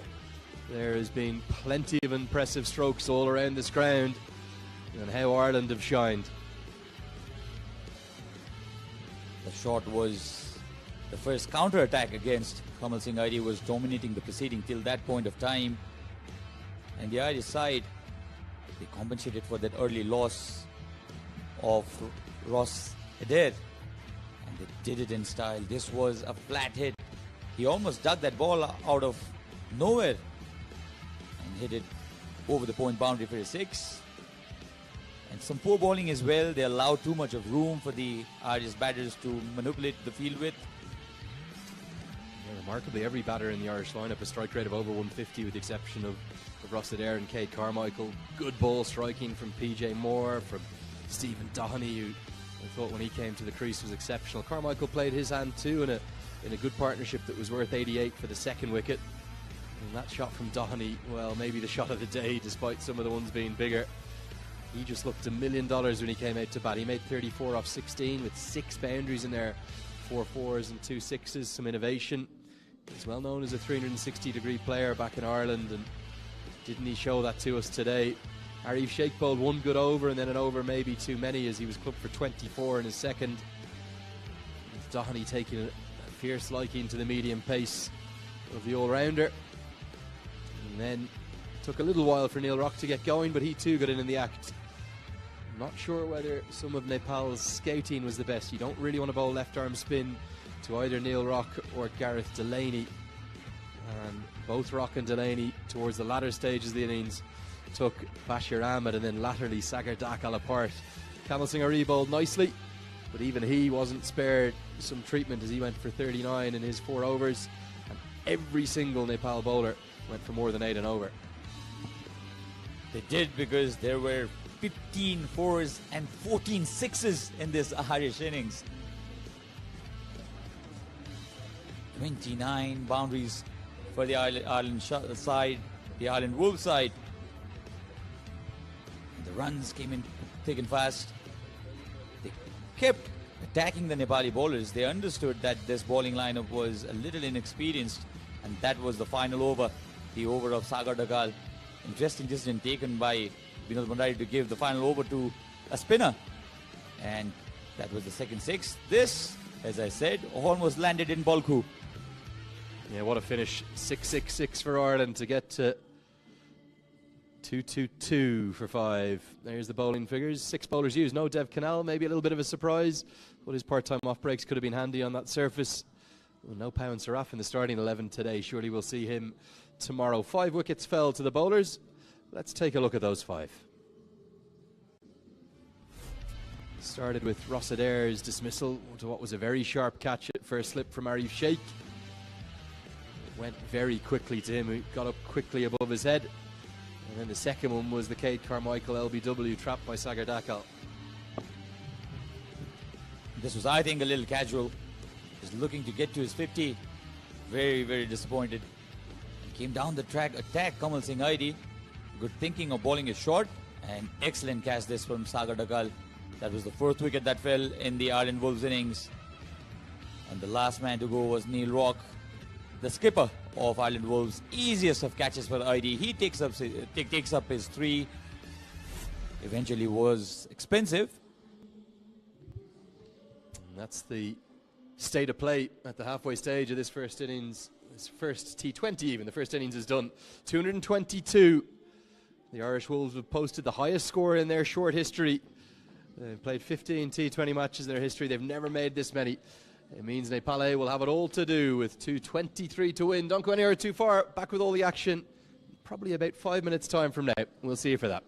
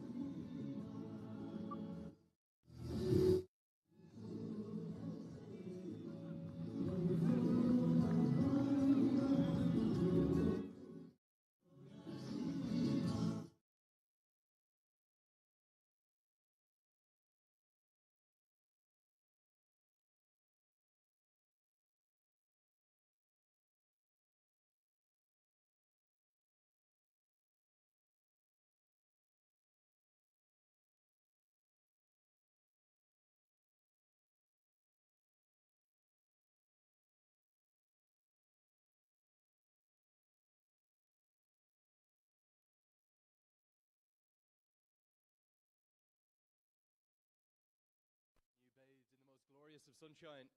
Some were telling me they were going to have rain today. How wrong they have been proven.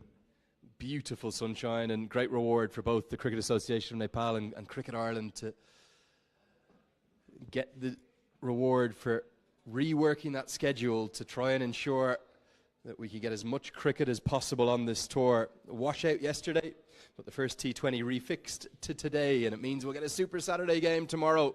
We're really hoping for a big crowd tomorrow. Hopefully, if you're in the Kathmandu Valley, you'll come on down here to the TU International Cricket Ground and enjoy what could be the need for a fight-back performance from the Nepal A side, because they've been treated with real disdain in the first innings. An outstanding performance from Ireland's batters. Despite no one making 50, they've posted 222 for 5, and it means that Nepal A will have it all to do to take a 1-0 lead in the series. Lokesh Bam is going to open the batting alongside the captain of this A team, Binod Bandari.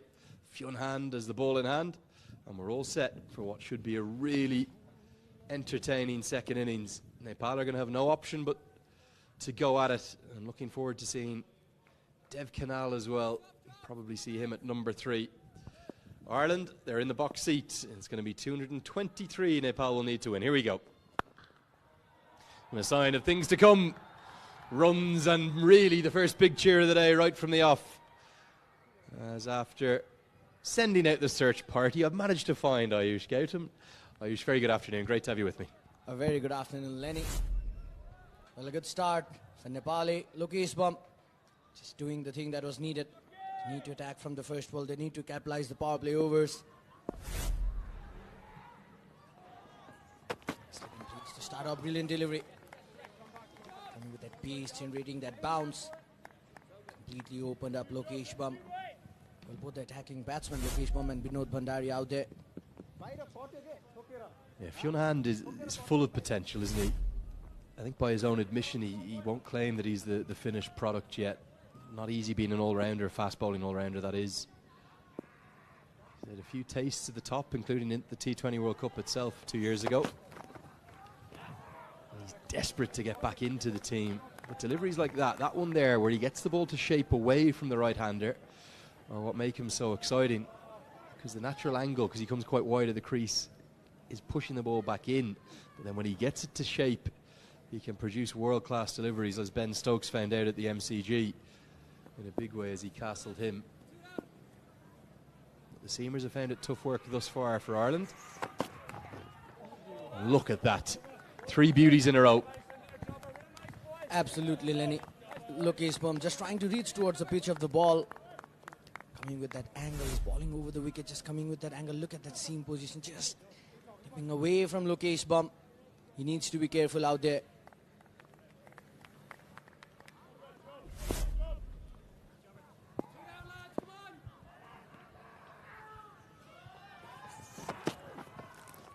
That's the one he just gets a bit wrong. Still very much for me a work in progress with Fionn Hand. He has all that potential. You saw 3 world-class deliveries there, and then just the wrist position gets a little bit wrong. So rather than it swinging away, the wrist comes down behind the left-hand side of the ball, and it's 5 wides. They're just trying to play with Lokesh Bam's mind. You could just see the previous 3 deliveries targeting around that 4th stump, 5th stump. This time just trying to bring the ball back in towards Lokesh.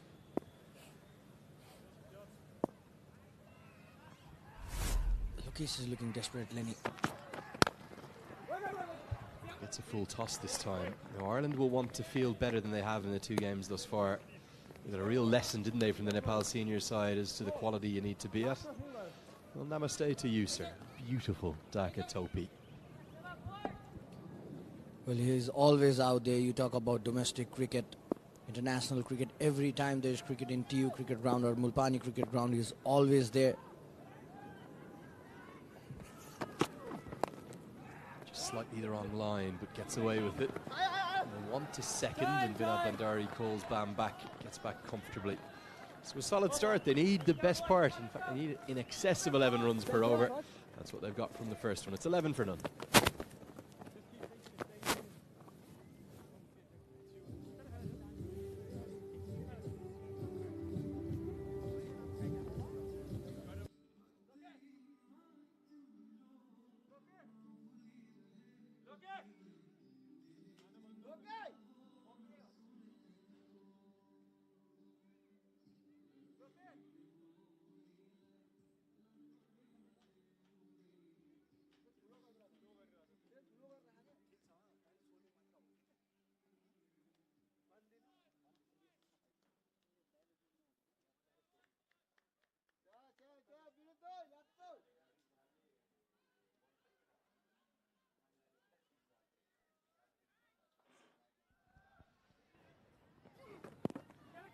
big, tall Matthew Foster. With the ball in hand. Ireland have been very much choosing to rotate their 15. You can understand that. They want them all to get some game time. PJ Moore, a big impact today, Ayush. Well, absolutely, Lenny. Matthew Foster in the last game as well, he was bowling pretty good. 3 wickets. It's the senior side, the Belfast-born paceman. We're definitely looking to get that start for the Irish side today.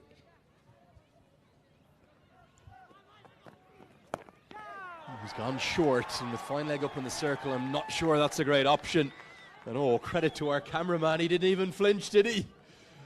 How's it missed him? It's bounced over his head, I think. A 4 to get Bandari's account underway. Well, not the sort that Bandari would have intended to go with. Not getting that connection. Look at the cameraman. Just was there, just missed him. They make them tough here in Nepal. Gorkhali spirit, isn't it? White cricket ball flying at you, 5.5 ounces of leather. Don't move. If it's going to hit me, it's going to hit me. Really good work the camera team are doing, the Dish Home team. Our thanks to all of them. They've been at Bandari, interesting case. He's obviously played a lot of international cricket at the top level. But we've seen him being used in this new position, up the order, trying to pinch hit at the top in the power play. Well, he has been there in the several positions. You talk about Prime Minister's Cup, leading through an army club for the senior side as well. He has got that position opening the batting. Oh, look at that angle. It was so close. Back of a length, and that's the one that both Asif Sheikh and Kushal Bertel were cashing in on, but just rushes Bandari for pace. Interesting move there by Foster. Lenny, you got third man, fine leg fielder inside the 30-yard circle. He's testing Binod Bandari with that shorter delivery. The deep backward square leg out there. Interesting field position for Foster. Binod Bandari has been consistently tested with this bouncers.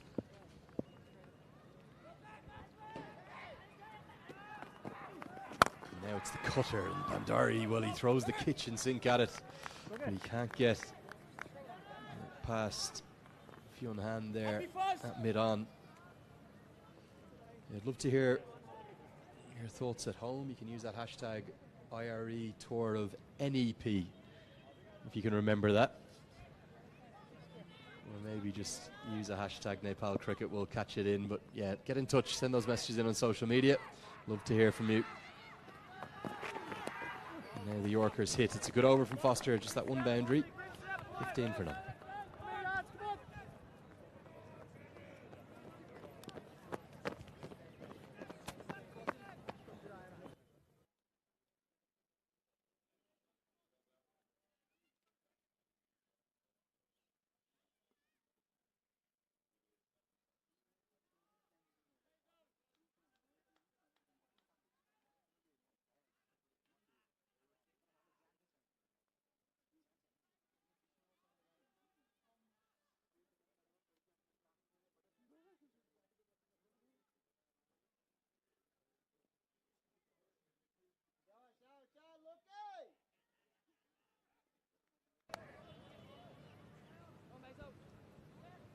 Well, the tall fast bowler battery that Ireland possess continues. Immediate change of bowling. Tom Mays into the attack.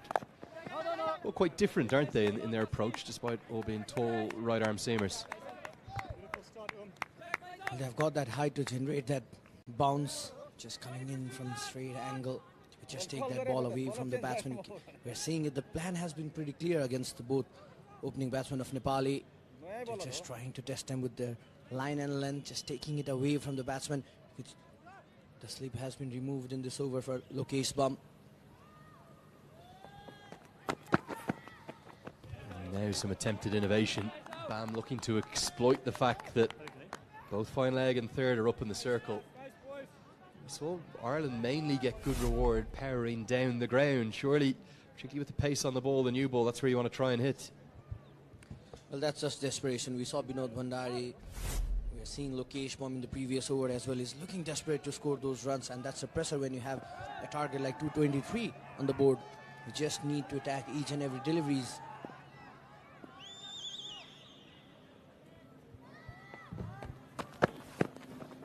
it's a cutter. And all of a sudden Ireland are taking all their learnings from that baptism of fire on this tour and they're putting them into action. There's a growing anxiety and anxiousness in the crowd. You can hear them. They're desperate for runs to start coming. It's what is needed at the point of time. You need to capitalize the power play overs. But the batsmen are looking in desperation to just go over the 30-yard circle, but not finding it, the connection that they would require. Now it's just not a great delivery. It is going to be a boundary. Just the angle, not where he intended it. Gets a piece of it and gets around the corner for 4 and to double figures for him. Short of length delivery outside leg stump. Fine leg fielder was placed a bit wide. Just trying that gap. Lokesh Bump. With the number of dot deliveries in the power play over, the power play overs would be something that the Nepal A team and the team management would be in concern.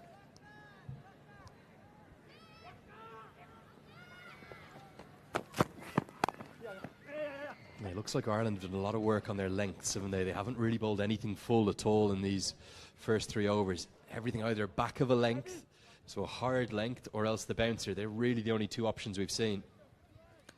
Absolutely, we can just feel that the Irish Wolves team have come up with a plan against Kushal Bhurtel and Asif Sheikh. They were testing them with those shorter deliveries. They were finding it easy to bat on.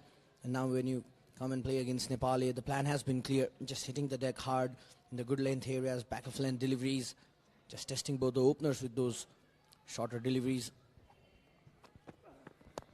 Now he goes fuller, but it's a cutter. And really a strange line run at it by Cade Carmichael. It's almost landed at his feet. He's run around it. We'll get a look at that after the over break. 3 have been bowled. It's 22 for none.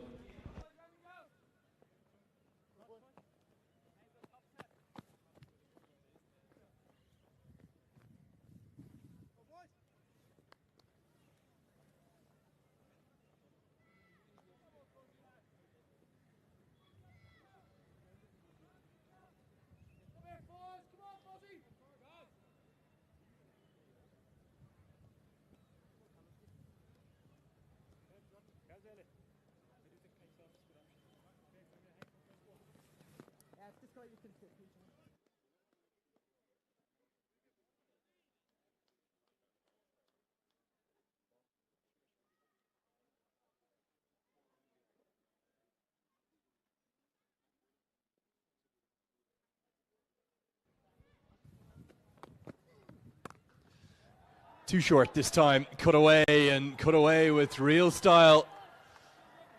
Lokesh Bam starts to warm up. It's the first maximum of the chase, and now the crowd has something to cheer. First delivery, you are trying that cutter with that sort of length delivery. Look at that shot from Lokesh Bam. Stand and deliver. That sound from the bat. This would certainly boost the confidence of Lokesh Bam. If you're just trying to target both the batters with those shorter delivery, we saw them struggling when the ball is just near their body. If you offer any room around that off stump, they would just lash their bat out, because Lokesh Bam and Binod Bhandari is so good player around the off stump. That's sprung off a length. That's the height and the pace and the bounce of Foster. Change in the field. He's brought long on up. That means that deep fine and deep backward is out. This is the last ball of the previous over. Was this a catching chance for Cade Carmichael? Well, I guess you could have got it. Just misjudged the ball, I guess, Lenny. Taking a strange line, isn't he? I don't think he picked up the line very accurately. Again, look at that. Really good carry from Foster. I think Nepal would give a huge amount for 3 or 4 6'4", 6'5" fast bowlers. In the previous delivery, you could just see the Lokesh Bam being premeditated. You could just see Lokesh Bam in that stance. He's staying deep down the crease. He's expecting those shorter deliveries from Foster.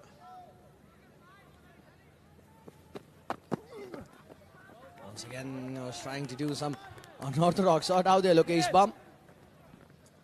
Well, that one for me, I wouldn't mind seeing that again. That looked like a wide. I thought that was over the head of the batter. Remember the standing position. Yeah, that for me is a wide. And you could see Neil Rock immediately. Where did he look? He's looked to the square leg umpire because he thought it was a wide too. So I think Foster's got away with one there. The field's changed again. Long on's now gone back because Foster's bowled his short ones for the over. Does go short, hooked away, man, out there. It'll just be a single. Far too many dots in this first power play for Nepal. Well, this is what I was talking about in the previous over. This would be a big concern after the power play overs, the team management, the batsmen to follow. Well, the power play overs, when you are chasing the target of 223, if the openers or the top order batsmen could not create that foundation for the middle order and lower middle order to just come and perform, that would add that pressure to the batsmen coming up. Looks for the block hole and misses it. And as a consequence, Bandari gets a flourish to get to double figures. 2. 4 have been bowled. Not a bad start from Nepal, but they need to get going. It's 33 for none.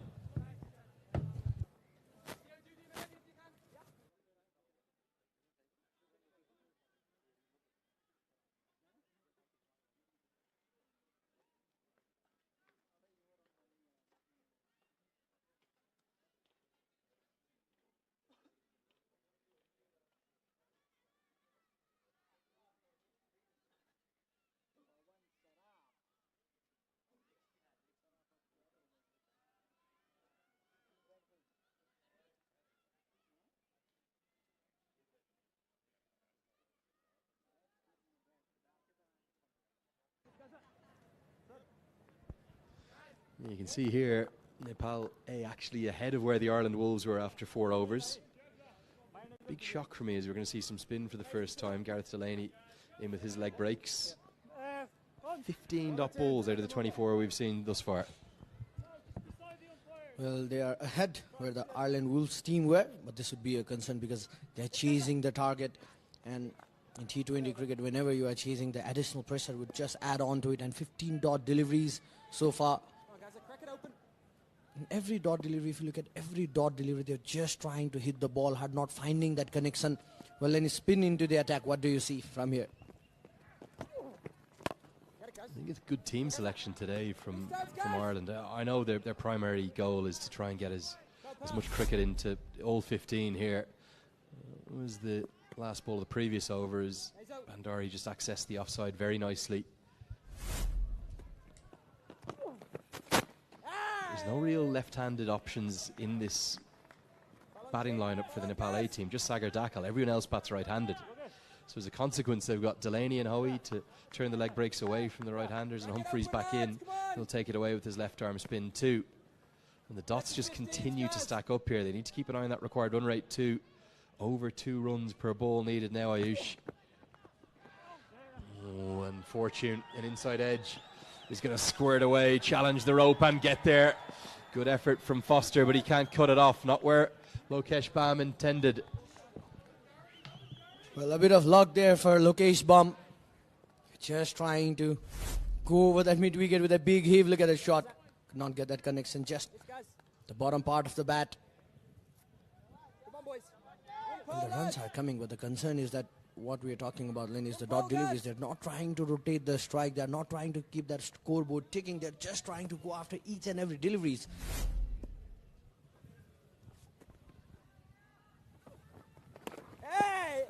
I know when you need 12 and over, of course your natural inclination is going to be to try and hit every ball for 4 or 6, but you've got to find a way to build a partnership. That's what Ireland did really well at phases. It was really only Doherty who came in and explosively started from ball 1. Everyone else was getting 1s and 2s, complementing it with boundaries. 3 dots again in this over. Make that 18 from the 28 we've seen. Big appeal. Given not out. Lokesh Bam indicated it's come off the forearm. I think this might be a right decision. Let's take a look at the replay. Going to be interesting. Well, you could just hear, catch it from Delaney. They're looking confident. The wicketkeeper was looking confident. Just see there, Lokesh Bam just trying to sweep the ball. Well, a good decision this time. It's a great decision. It's definitely come off. It's probably the right bicep of Bam. Now he looks for a switch in. He's got himself in a horrible tangle, and Delaney gets there but can't hold on. Oh, a bit of everything's happened in that over. And the end result is 4 runs from it, 37 for none.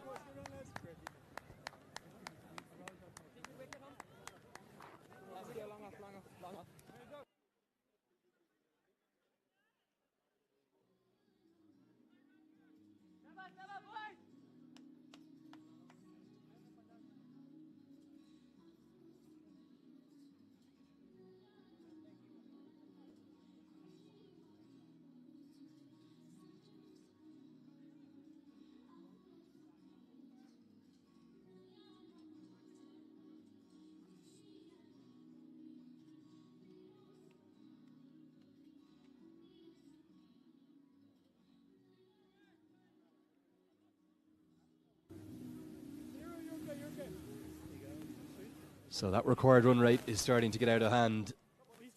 And some concerned faces from the Can dignitaries that are up in the VIP box. This is the last ball of the previous over. Was this a chance?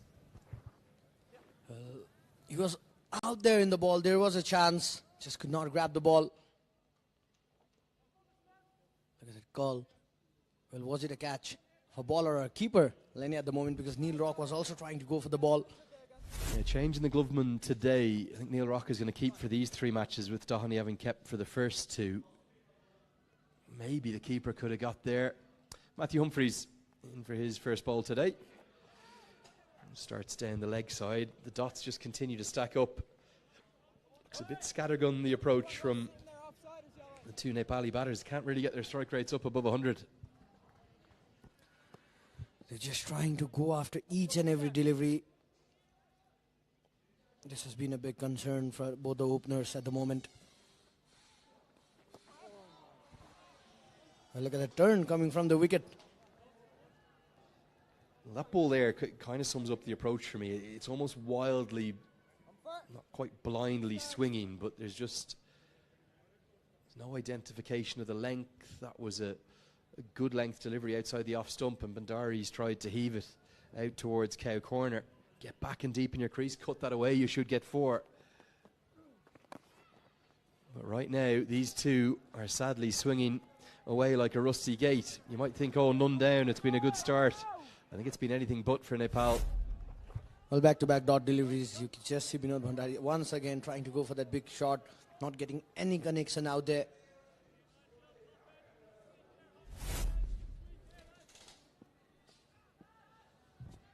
Long off come up into the circle now. Mid-on has gone back to long on.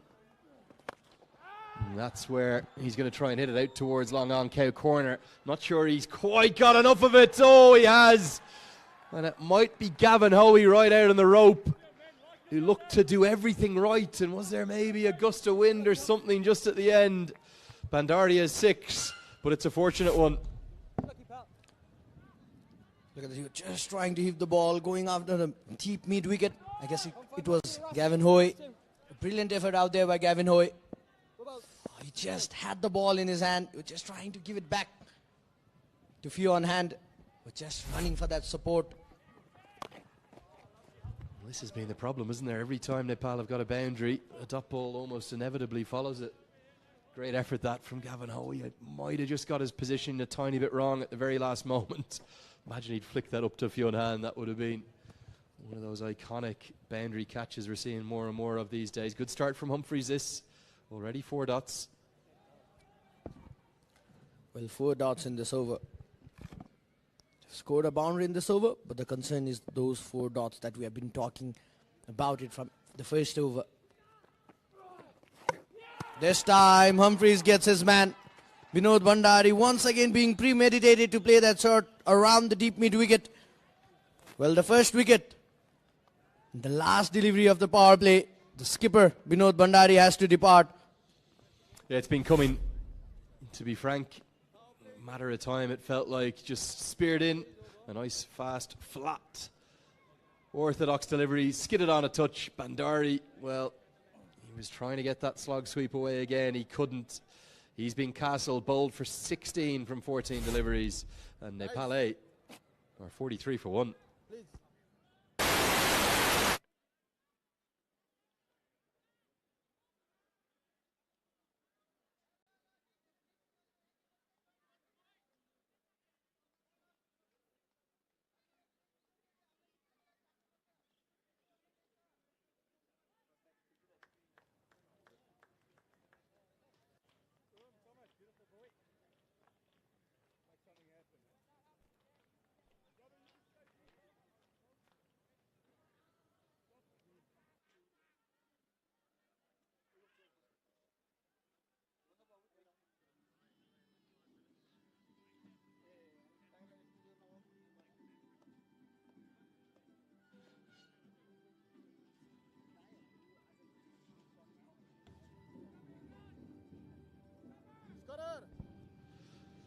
Well, it's been All Ireland thus far, really, since the third or fourth over of the game when PJ Moore started to kick into gear.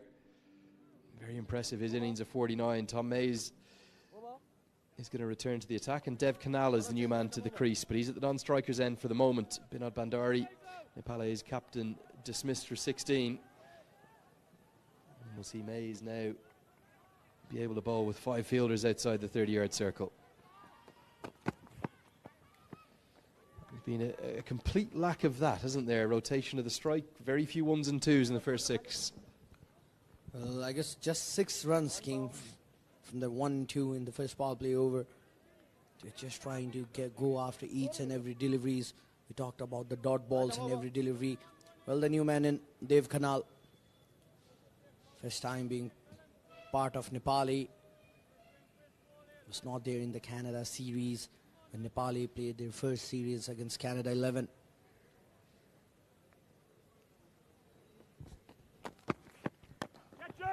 Dev Canal may just have given it away from his very first ball. Fionn Hand, a slight misjudgment, but he hangs on. And all that pressure really built up by the slow start. It means that Canal has been found out. Such a talented player. Ireland are all over Nepal here. Well, Dev Canal just trying to go in the first delivery. He was so premeditated, just went back deep inside his crease, just trying to tackle that short ball. Another wicket for Nepali. Nepali in deep, deep trouble at the moment. So Dev Canal is gone for a golden duck. It's 44 for 2.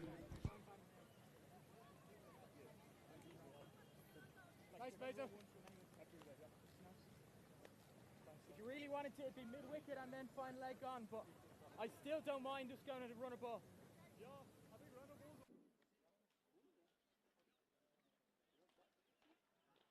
For one, Meso, we can do it now. Meso! If you want for one to the new man, we can do it. Right, I'm over.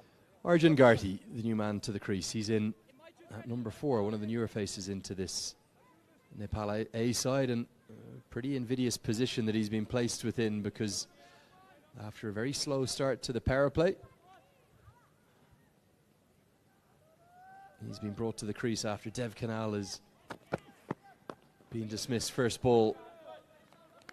Now Ireland are looking like a different side from the 1-2 days ago or 3 days ago. I know it's a different opposition, but they've been very, very well disciplined with the ball. They've done pretty well in the field, probably still not quite perfect in the field. And their batting, well, it was exceptional, light years away from where it was the first few games. And what a day it is for Arjun Garthi. He's the first player from Karnali province to play at the senior level for Nepal. This time, testing the new man with a slower delivery. Well, Arjun is the new man, and it just takes some time. Gives strike to Lokesh Bum. Lokesh has played that runner ball innings. Just one shot that came off a good connection of Lokesh Bum bat. Otherwise, it was all the runs that has been scored from Lokesh Bum has been from aces or a bit of fortune for Lokesh Bum. Has been there in the crease. A partnership is needed.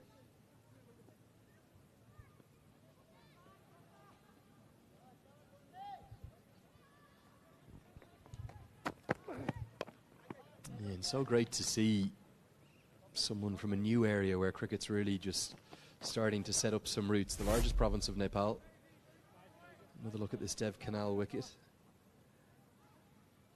But it's a long way west, isn't it, out to Karnali. There was a catch from Fionn Hand. I don't think he quite judged it, and you could see his reaction. His spikes might have just got stuck in the turf. Always good to watch. But yeah, cricket growing right across the country. And hopefully young Gartree will inspire more from that part of the world to take up the game, and it shows that there's very much a pathway through to national honours wherever you're from in this great country. 7 have been bowled, 47 for 2.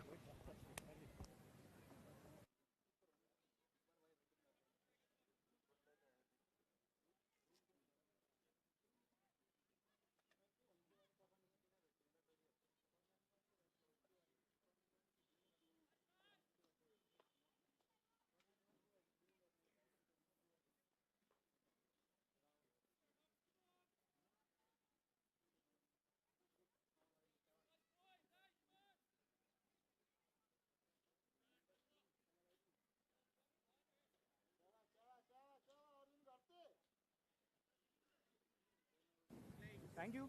Slow it. I don't know. Surely he's not run at him. I know he's right. Matthew Humphries That's something. will continue with his left arm spin from the TU end of the ground. It's been so impressive from Ireland the way in which they've battled back. I think many of the Irish fans, certainly their support staff, they won't have feared the Nepal A side, but I don't think they'd have expected this domineering and dominating a performance. They've completely outplayed the hosts in all three facets up to now. Well, one thing we were talking about when Ireland Wolves team were playing against the senior side, and there have been players from various provinces from the departmental team. They have not been in a similar circuit for a long period of time in Nepal. This time a brilliant delivery, just coming in with that angle. Bowling. This team needs some time. They need to be together. They need to build up the team bonding. Just coming on with that angle. Trying for that flighted delivery. It was a lower full toss. Once again, luck in favor of Lokesh Bum. He's having a good day, Lenny, with the luck today, Lokesh Bum.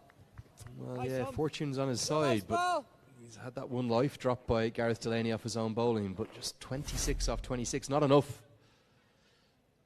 Again, just a little bit scattergun the approach, almost trying to overhit, not getting into a stable base. Has he got a better piece of this? It's gone a long way up.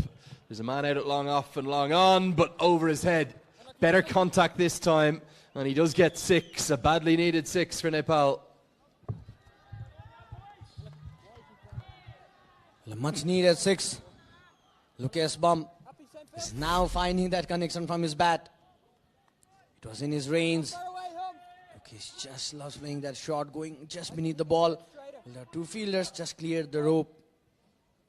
Once again, Humphries trying to bring that ball with that angle towards Lokesh.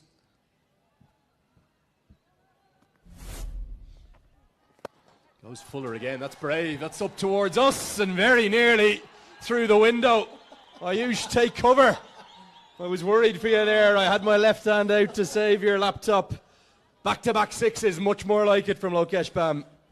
Well, it nearly came to the commentary box, you could just see there. We both were just standing. Lenny was about to catch the ball. You were ducking for cover, you were nearly behind the advertising boards behind us. You can breathe now, you're okay Ayush, I've got you. Much more like it. That's where you need to hit. Set a stable base, hit down the ground. Little too full from Bam. From Humphries even, and Bam punishes him. Back-to-back 6s. Finally a big over for Nepal A. Goes flatter through the air this time, and Humphries can't get a piece of it. Mid-on does though, but Bam gets through for the single. 16 runs from Humphries' second over.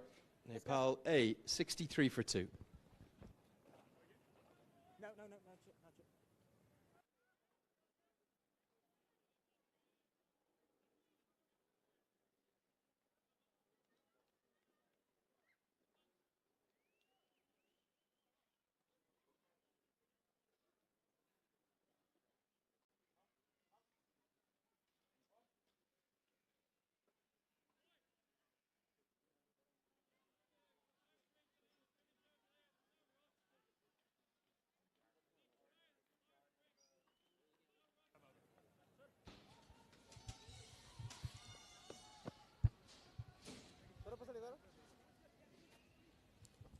Well, a big disparity in the Worms.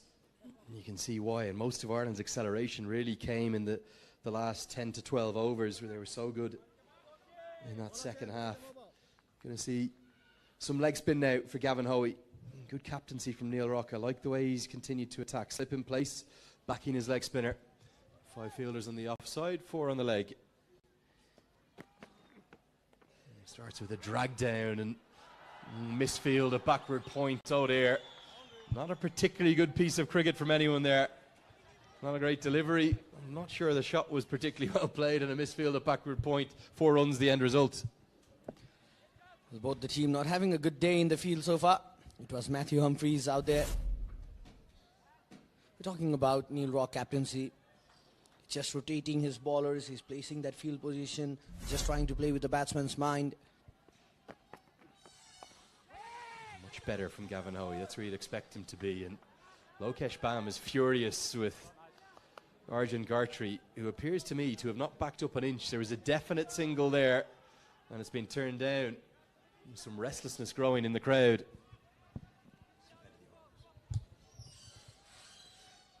The crowd wants some fireworks to be played. This time a good delivery from Gavin Hoey. The previous two deliveries are just bowling around that stump. Gavin Hoey, we have talked about him so much in the last T20 that Ireland Wolves played with the senior side. Not had that good day out there, but we talked about his talent. This young man is not much of a turner of the ball, Lenny. He's a big turner of the ball. Rags it a long way. This one's skidded on. Full straight gone. Gartry never really looks settled out there. This time it's the one that just slides out the front. It's not a googly, it's not a top spinner. It skids on, and Gavin Hoey gets his first.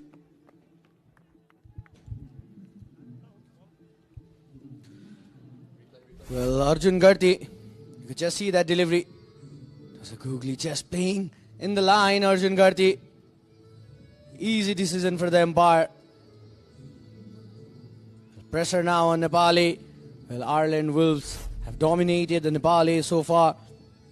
Arjun Gartry had to depart for just scoring 3 runs out of 5 deliveries. Nepali 68 for 3.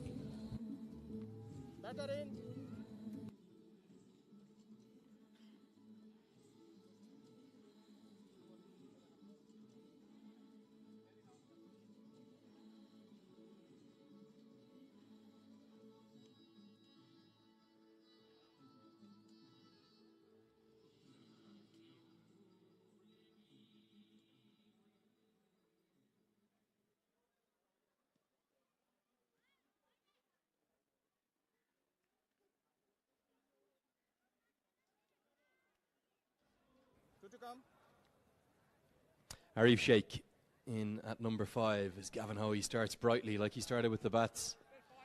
Lovely leg break the ball before that turned a long way. This was just a bit flatter. It was a leg break again, but it just skidded on. That beauty of natural variation. Look at the bounce of that. Signal will be interesting here. I think it's going to be 4 byes. Neil Rock has not picked it up at all. Kicks off the turf and runs away for 4. Larry feels the new man in. Gavin Hoey just was trying to go quicker through the air. Not find that line and length that he was trying to intend. Look at the delivery. Look at that bounce from the wicket. Completely surprised. Batsman, keeper. Yeah, I guess Gavin Hoey was surprised. Why haven't the umpires given that as 1 for the over? That's my big question. They should have. Oh, look at that lovely drift. It gets good revs on the ball. Be good to watch these 4 overs of Gavin Hoey. It's a wicket-taking start for him. Nepal in all sorts of trouble. 72 for 3.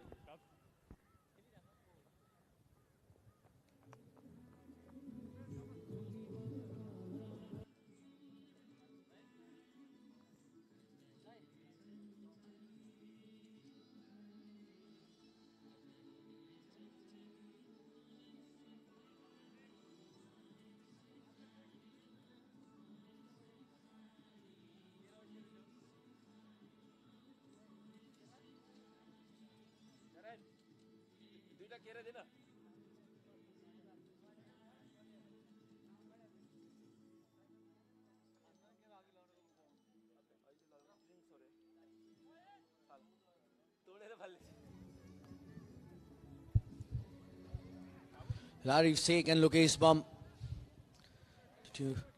Arif Sheikh, the new man in. It's the right position for Arif to bat as well. Nepali side needs some stability in the middle. Lokesh Bam is the set batsman out there.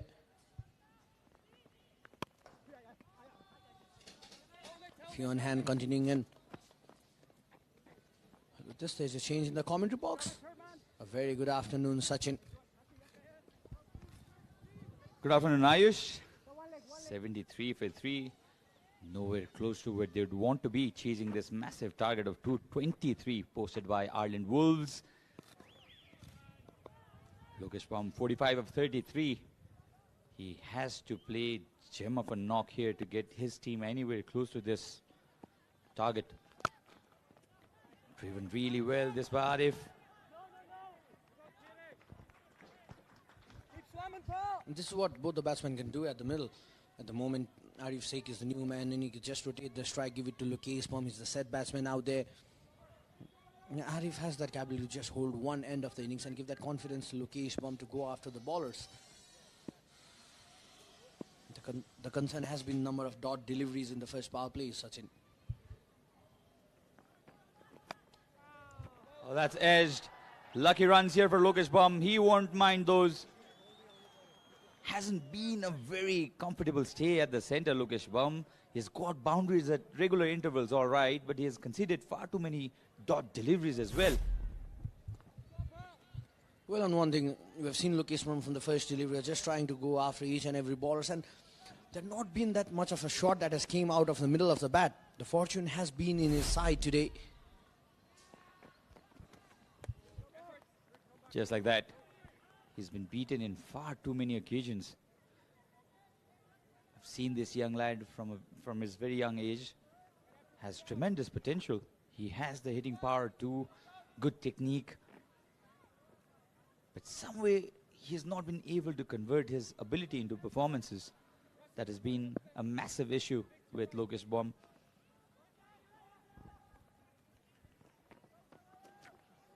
Slow delivery. Beaten completely, but beats the keeper as well, allowing Nepali batters to take a single. The crowd getting excited. That's not 50 at all for Lokesh Pam, because that was a run which will come as an extra. It was a bye. So the crowd will have to wait to celebrate Lokesh Pam's 50 if he ever gets there. And Arif meanwhile, now this is a tricky situation for Nepali side. They're chasing 223, 79 for 3. One delivery to go before the drinks break.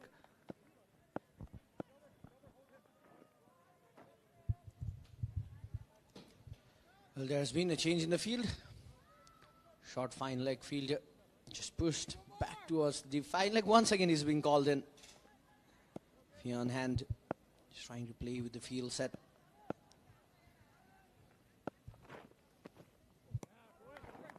That was a wild swing of the bat. No connection whatsoever. So that's the end of the 10th over, 79 for 3, and drinks will be called for.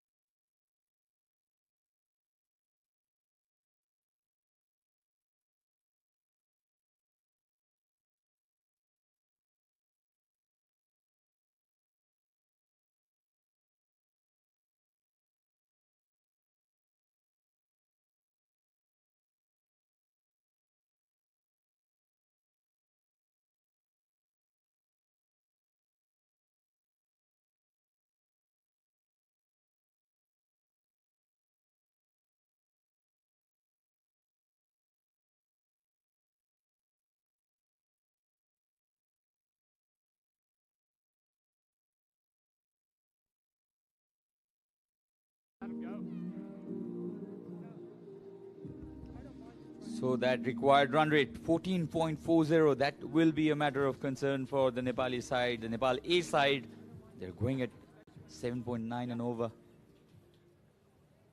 That's the VIP box.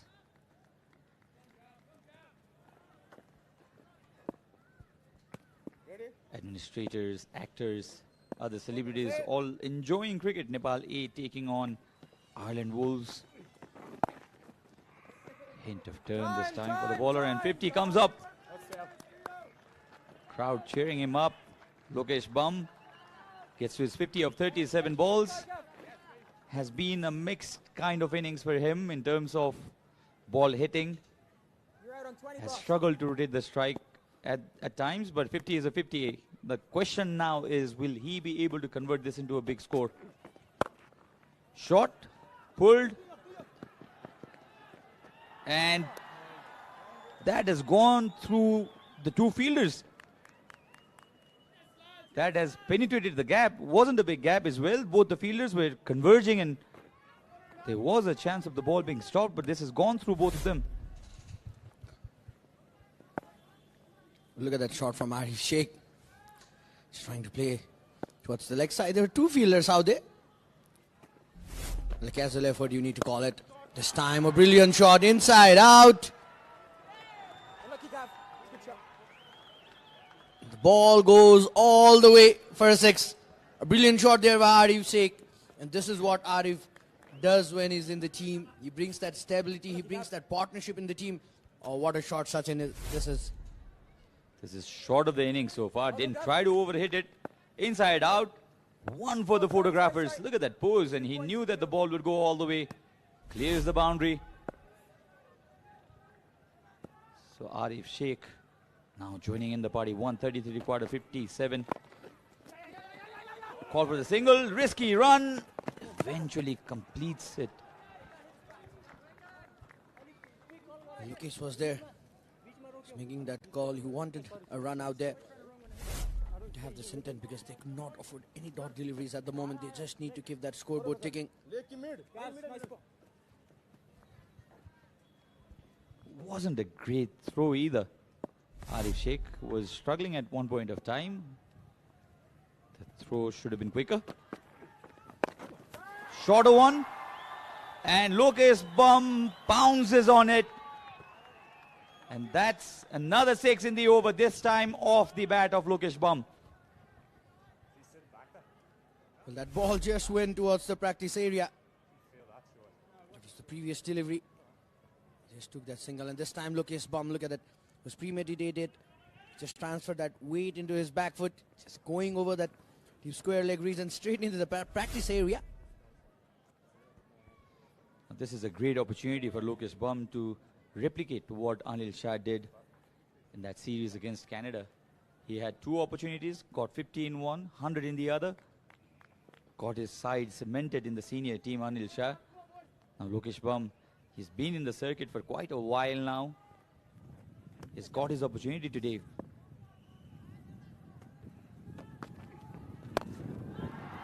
This time goes with the turn towards the offside. High up in there and will clear the boundary. Only just, but it does it again, Lokesh Bum. 2 sixes in a row for him. 100 comes up for Nepal after 11, 103 for 3.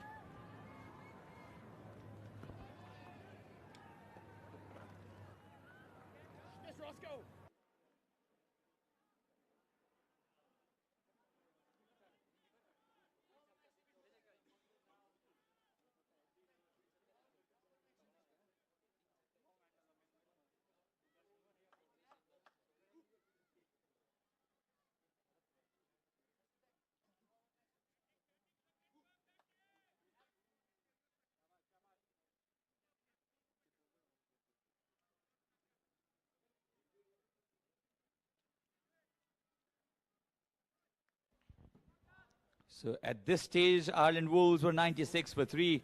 Nepal ahead of them, 103 for 3.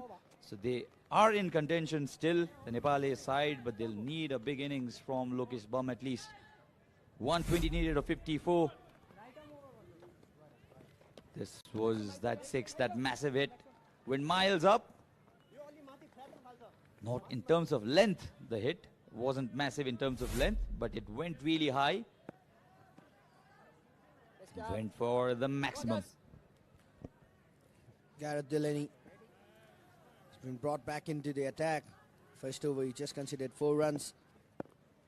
Well, this partnership is important. They could just take that momentum from the Irish side towards themselves.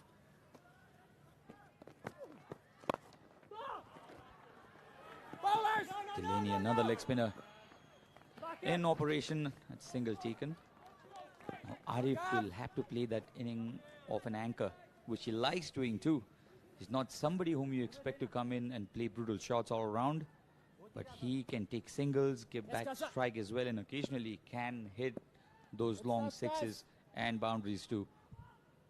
62 of 39 for Lokesh Bum. Stays on the back foot again, and he has been riding great luck today, Lokesh Bum. Not the first time the ball has taken the edge off the bat of Lokesh Bum and traveled to the boundary. Another boundary, another fortuitous boundary for Lokesh, you'll have to say. Well, the luck has been in his side today. Not the sort that he would have intended, but would be happy with the result. But fortune favors the brave, and today Lokesh Bum is getting that support from luck as well. Much convincing this time, but the connection off the bat wasn't great. So 1 run to the tally of Nepal A and Lokesh Bum. He's now moved on to 67 of 41.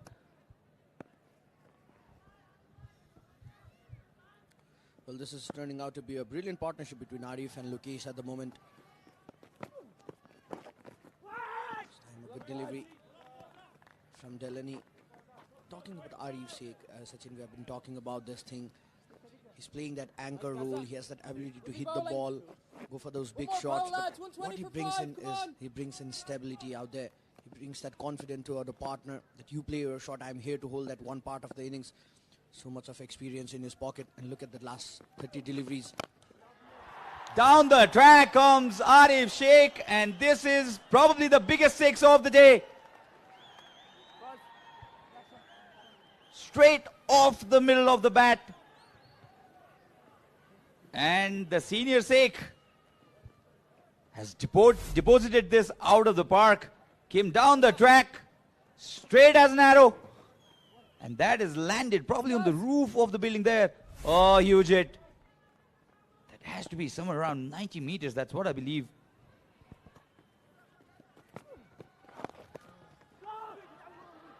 Brilliant batting. Brilliant batting. They come back for the second run. Misfield will allow them to come back for the second run as well. Another big over. 14 runs coming off it. 12 gone. 117 for 3.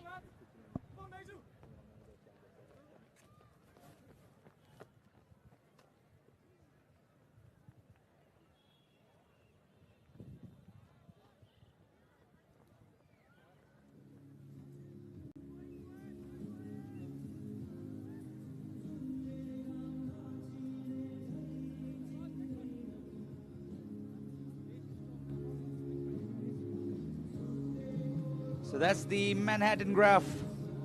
The tall, towering buildings now building for Nepal as well. The red buildings of the Ireland Wolves side. They managed 2-2-2. And Nepal A side pretty much in contention because this man on your screen, Lokesh Bum, he is going really well. Luck has been in his side. He's got boundary at regular intervals. He's played shots around the ground, towards the offside, onside. And he's been riding luck, and that was off the bat of Arif Sheikh. Goes across the line. Premeditated strike this from Bum. Only a single. The experience of Arif Sheikh coming into play. So much of experience in his pocket is part of that senior side. He's been serving the side for a long period of time. When you talk about Nepal Police Club as well, he has been there as their strength in the middle order.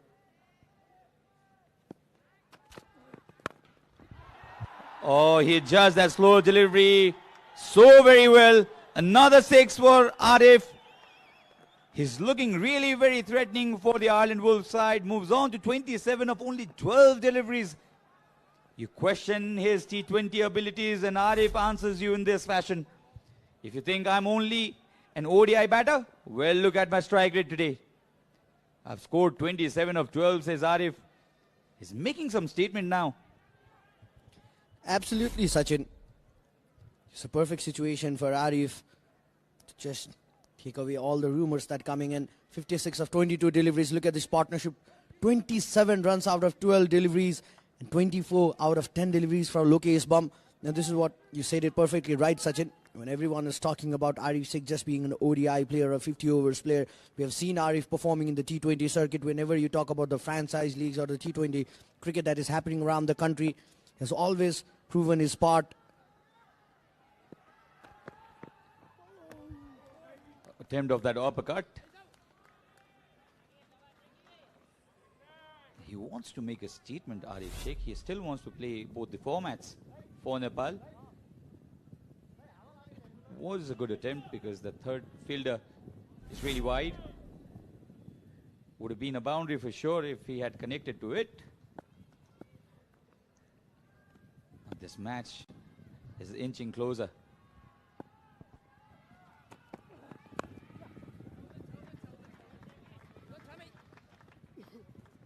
So the required run rate, in fact, is somewhere around 13. And that is very manageable, Ayush, if Nepal manages to keep wickets in hand. They've only lost 3. They're chasing a mammoth 223, mind you. And another partnership building here for Nepal.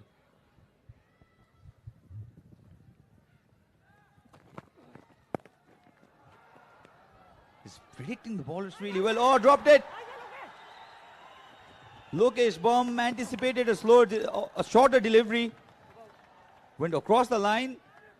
Was good thinking from the bowler as well. Miss. Bowled it short, wide. Didn't allow the pace.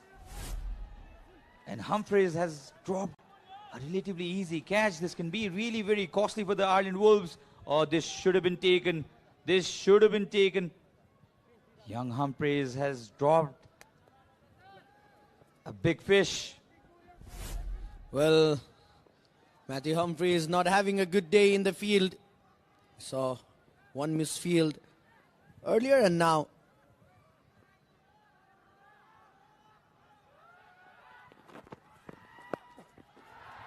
Lokesh Bum tries that shot again. He was attempting this shot for a long time and finally gets a boundary off that attempt. Hasn't been a very smooth day for Lokesh Bum, but a boundary is boundary. Went across the line. Tried to paddle it. And the ball teasingly reached to the boundary. Another 4 for Lokesh Bum.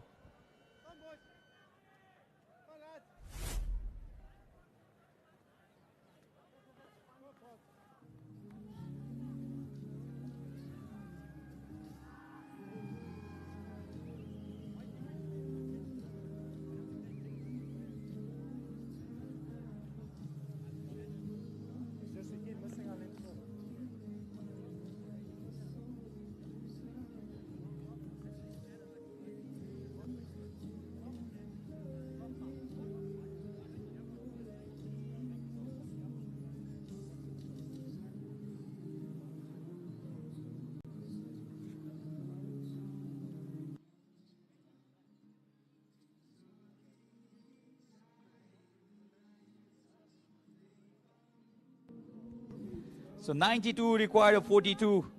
15 years ago, you'd say this match is over. Not today.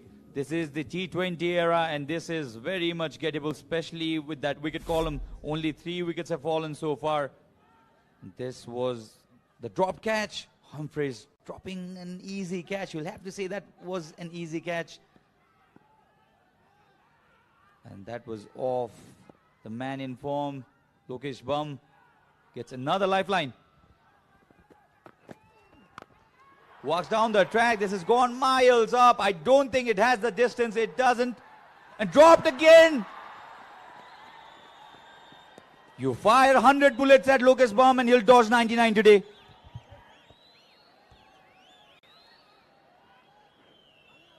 It was in fact Arif who's riding his luck. For a moment I thought it was Lokesh Bum who got himself dropped in the previous over. And this was Arif in fact who came down the track. Was a slow delivery. Should have been better communication between the two fielders. Wide call now. It's a situation of urgency now for the Ireland Wolves team. The players, part of Nepali, you just see Bhim out there. Reason Dakal, Mosam Dakal. Well, now, we're just talking about a good day for Lokesh Bum with his luck today. Larry's sake, just getting some bit of luck from Lokesh at the moment. That was a brilliant effort out there in the field as well. This time a slower one. Well, Foster in two mind to pitch the ball. He was just trying to go over the off-stump reason, just trying to change his line and length. Well, one thing about the medium pace attack of Ireland Wolves team, in the first phase of the innings, they were just trying to ball those shorter deliveries. We have not seen bowlers testing Arif and Lokesh Bum with those shorter deliveries now. They've got that height, they've got that pace to just test them. Slices it. Only for a single this time.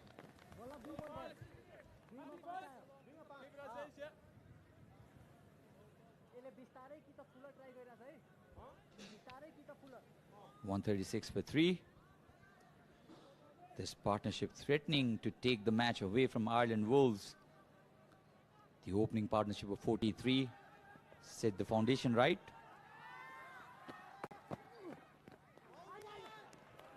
Down the track again, no connection whatsoever.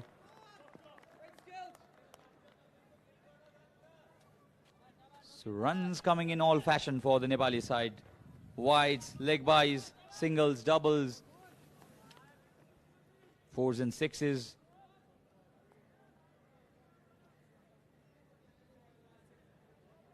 They're chasing a target of 223.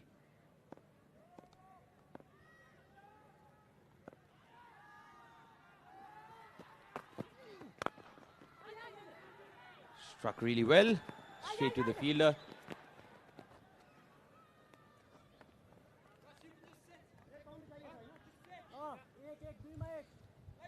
So hashtag cash the big offer. Plenty of offers offer from this one 5net. You can buy internet packages at unprecedented price, and what has gone up is the speed of the internet, and what has gone down is the price. He has connected this so very well. Oh, this is one of the biggest hits today. I bet this is bigger than 90 meters.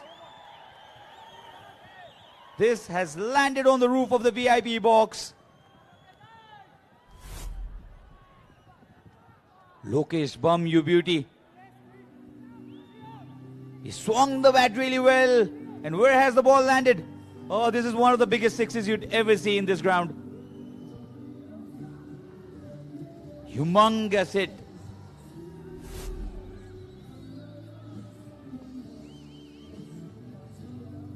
Moves on to 80 now, Lokesh Bum. It's a great opportunity for himself to get to his 100, make a mark, make a statement, knock the door off the senior side,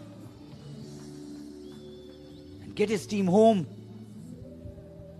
Well, this game is getting interesting. Is this game going to last wire, Sachin? Because this partnership is turning out to be a brilliant partnership for the Nepal A side.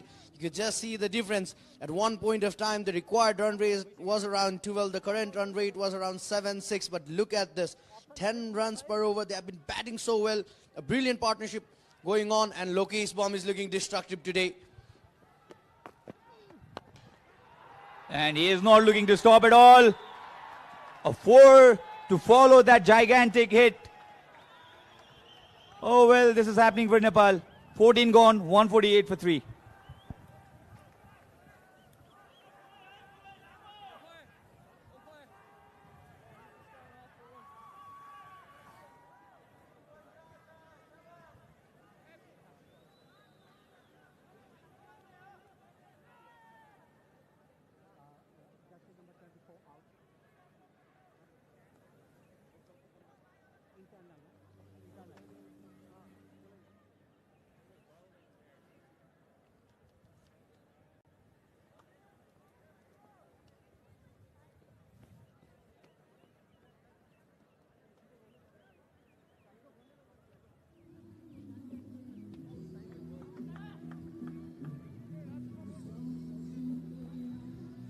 That's the run rate graph. Some towering overs. The 11th went for 24, the 14th went for 17. The Nepal A side consistently getting big overs now.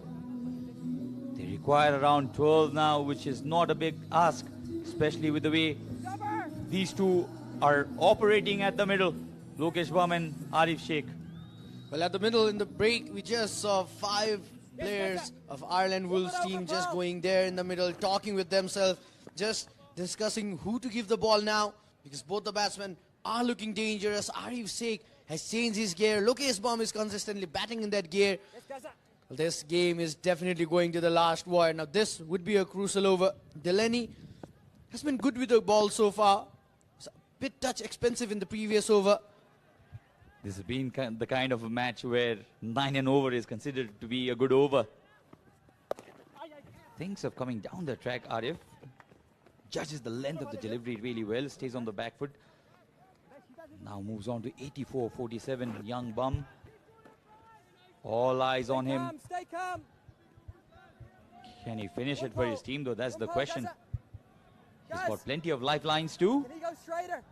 Well, 81 runs partnership of just 33 deliveries. One pole, It's Gaza. talking about the number of dot deliveries in the first phase of the match. But if you look at the second phase of the match, Lokesh and Arif have just dominated it.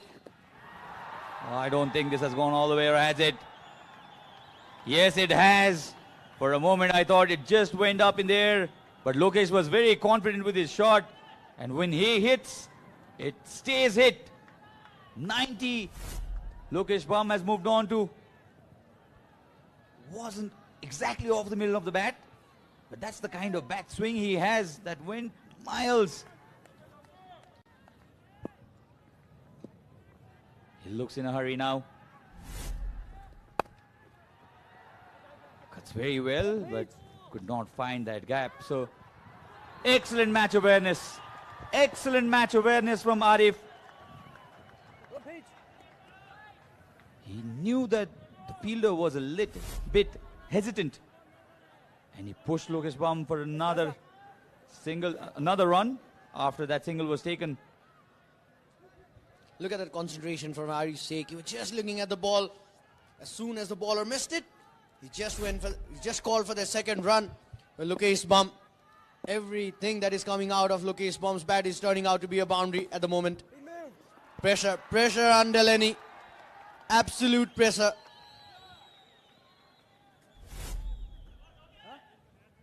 What?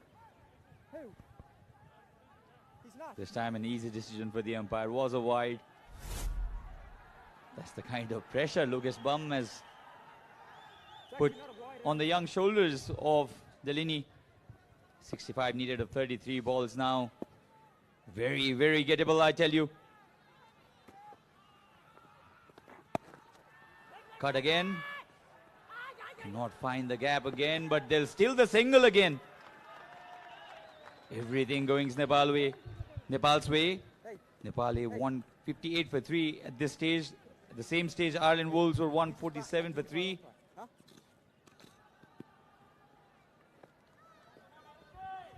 Well, there was a bit of miscommunication in the field. Well, they're just taking that single.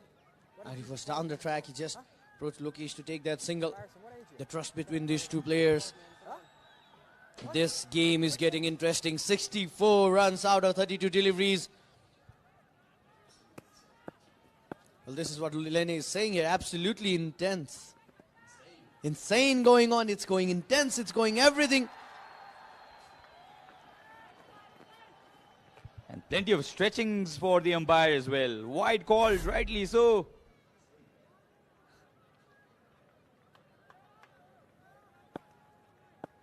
Lokesh and Arif. It's not that big an ask now. Required rate of 11.81 is doable. That's inside. No. Wide again. He cannot believe it. Delaney cannot believe it. It was over the line. But as they say, the line belongs to the umpire. Well, Delaney is frustrated. Could just see his reaction. Slight of a turn. As soon as the umpire said it's a wide, you could just see Delaney's reaction. No! This is what he was saying to the umpire. A big over so far. I'm going to walk you into the change He still has 2 more deliveries to go here. 2 more deliveries to survive, I'd say. This partnership nearing that 100 mark now. Sweeps it really well. That's a go-to shot of Arif Sheikh. Has it gone all the way? Yes, it has. That's one of the flattest sixes you'd see. He loves playing that stroke. Another 6, and this match slowly getting into the grasp of the Nepali side. It was a flat 6.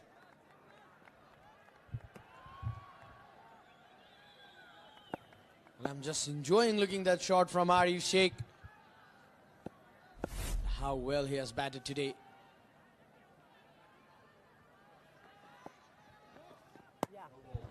Oh, and a no ball again.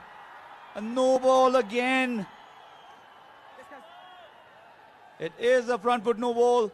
It's a back foot no ball. In fact, he was looking to ball from a few meters behind the crease.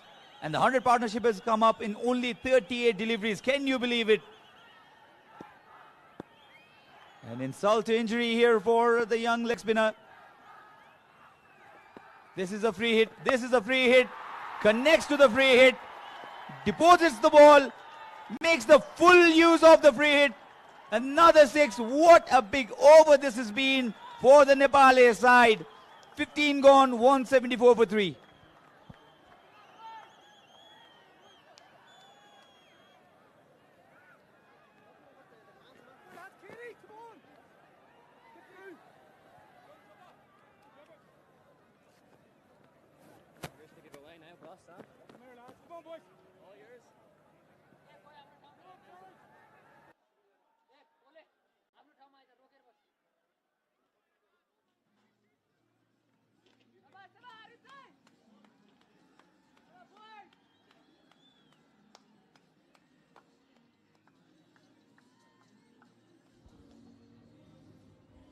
Well, carnage, absolute carnage here in Kathmandu. We have seen, well, maybe the most extraordinary turnaround I can ever remember. The game was over. It was dead and buried when these two came together. It was 68 for 3 with just 2 balls left in the 9th over when Arjun Gartri was dismissed. And Arif Sheikh has come in and played an amazing cameo. This is another look at the no ball. It can't have been a front foot no ball, can it? In fact, that's the 6. We're back live with you now. You're missing boundaries everywhere.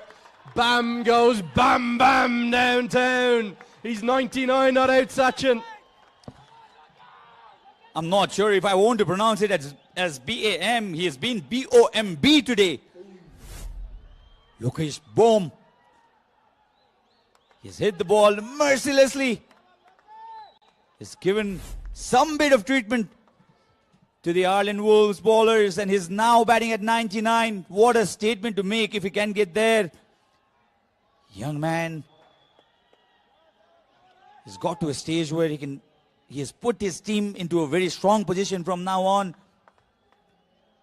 A wonderful opportunity for this man to get to that magical score of 100.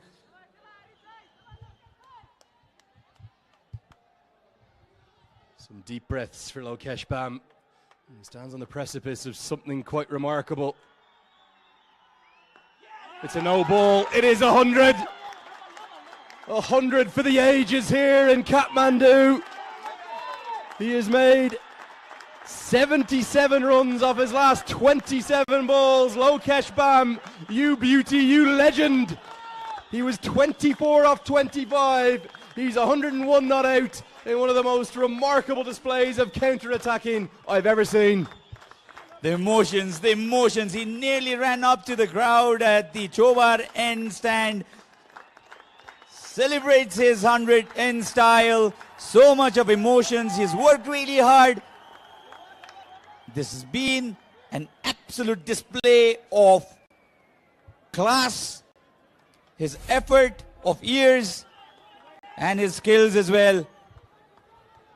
Well, there's the moment. You can almost see the heavy breaths he was taking just before. Fionn Hands arguing over the no ball. It doesn't matter.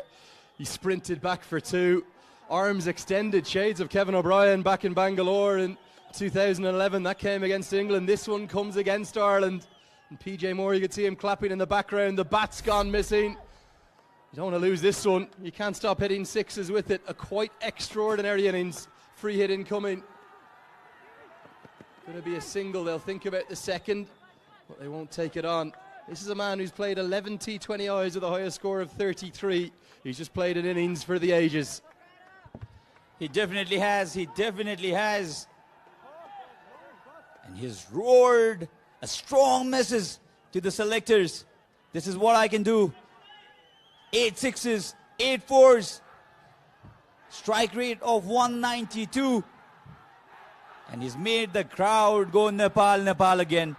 Well, the crowd comes back to insane life. How are Nepal possibly in the mix to win this contest?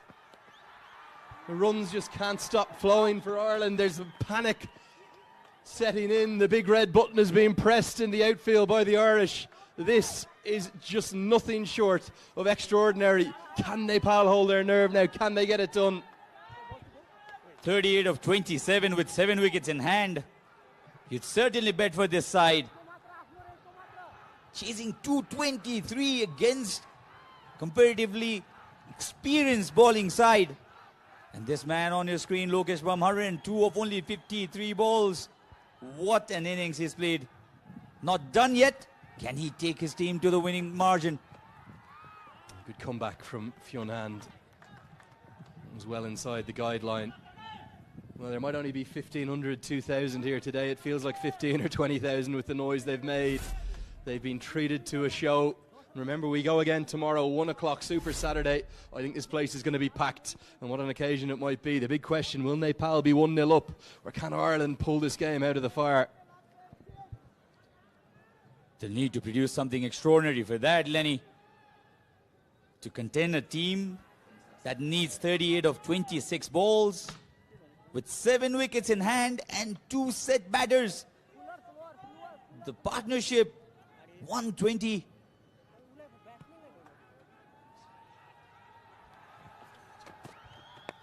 Yorker hit down the ground and gets a good piece of it. He's going to get 4 more. They just cannot stop the constant flow of runs. Constantly going at 14s, 15s per over. And Nepal, the finishing line's coming into sight. They only need 8 and over now.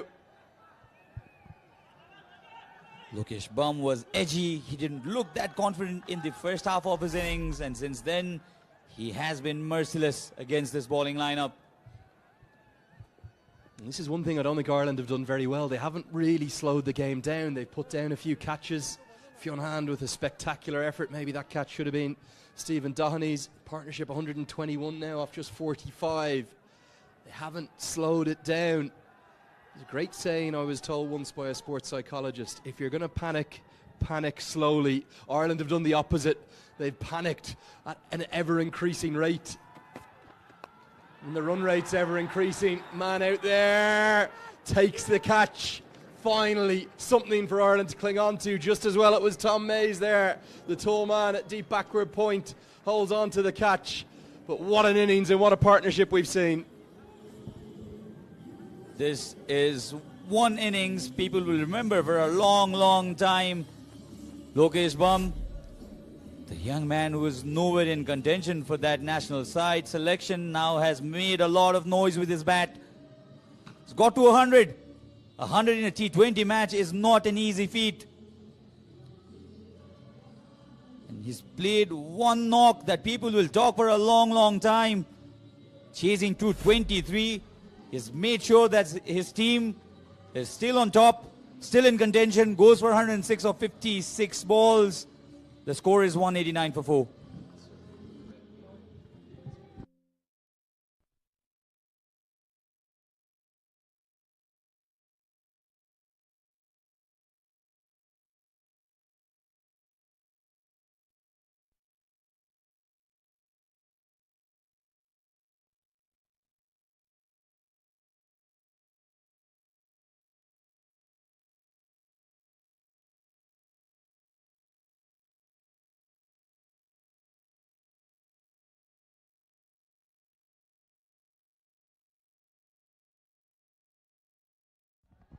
That's the equation. 34 to win off 24. I'm not quite sure how they've put it into this position. And with more than 100,000 concurrently watching on YouTube alone, and probably millions more on Action Sports HD Live, let alone those down in India and around the world too, we're being treated to an exhibition, a sparkling game of T20 cricket. Tom Mays, who just took the catch into the attack. And now Arif Sheikh is going to have to take that senior role on. He'll want a second. He'll get it comfortably. The new man to the crease, the youngster Kiran Thaguna, who's at the non-striker's end. And we've talked so much about Lokesh. Arif is batting at 48 of 23. Everyone is standing up. Everyone is standing up. They want Arif's 50 as well. They saw a brilliant 100 off the bat of Bum.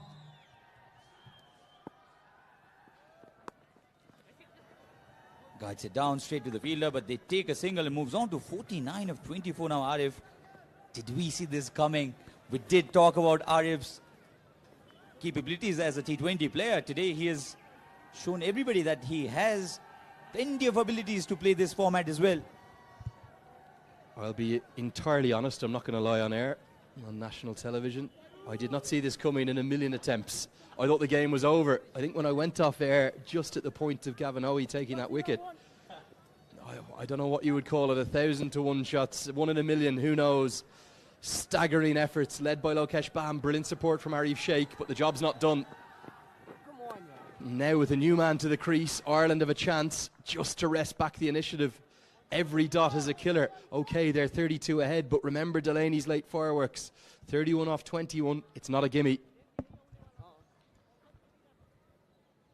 This is certainly an opportunity for the Ireland Wolves side also to come back. Nepal's, they are the favourites to be honest, but Ireland definitely can bring this match back to them. Short again, wide again. Slashes it. The batter was looking for a wide. The umpire says no. This is where experience is so vital. It's what Arif Sheikh has brought in partnership with Bam. Both have played up at the top level. Thaguna hasn't. 2 dots. I know they're only 2 deliveries. Just all of a sudden swings things maybe back towards Ireland's way. You tend to see these monstrous chases. We saw a ludicrously high-scoring IPL game the other night. You can stay in the chase for a lot of the game. The difficulty's getting it done. Sheikh might think of a second here. He calls back his partner. He does get home. Good running. And Arif has been a great judge of a run today as well. He's converted singles into doubles. He immediately knew there was the second run in it. He asked his partner to come back, took the risk, but Thaguna made it comfortably eventually. This has been the most remarkable clash because, with due respect, Nepal A have played quite poorly for maybe 26 or 28 overs of the contest. They were nowhere in the chase. They didn't field very well. They didn't bowl brilliantly. But they're in the match. But Thaguna has to be very careful with his role. He's just 2 off 4. And now the equation is 30 to win off the last 3. It's 10 and over. 194 for 4.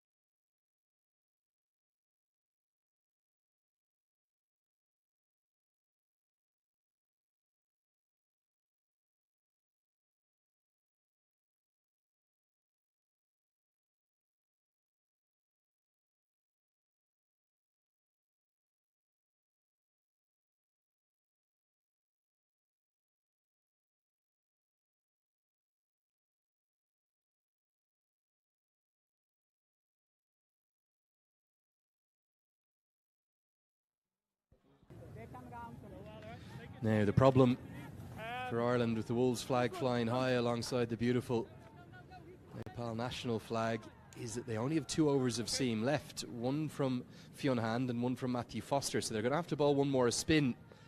They don't want to turn to Gareth Delaney or Gavin Hoey, who were expensive in their 2 previous overs. So they're going to Matthew Humphreys. Pressure over this one, the 18th. 10 runs per over required, 30 to win off 18. He starts by getting away with one. No, he doesn't. He took his time, the umpire, but the wide's been given. He almost appealed for that wide, Arif. Was a late call too. They think for a while the umpire was a wide, was a definite wide. The Irish ballers, they're getting too predictable now. Arif, please don't so.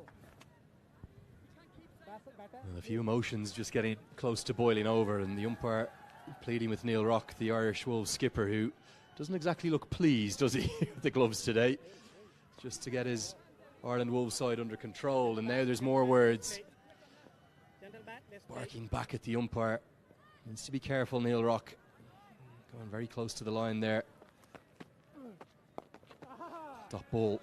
Problem is Sheikh will know he's on 49. Sheikh will want 50. He wants it, he deserves it as well. So much of talk regarding his capabilities, his aptitude in this format of the game.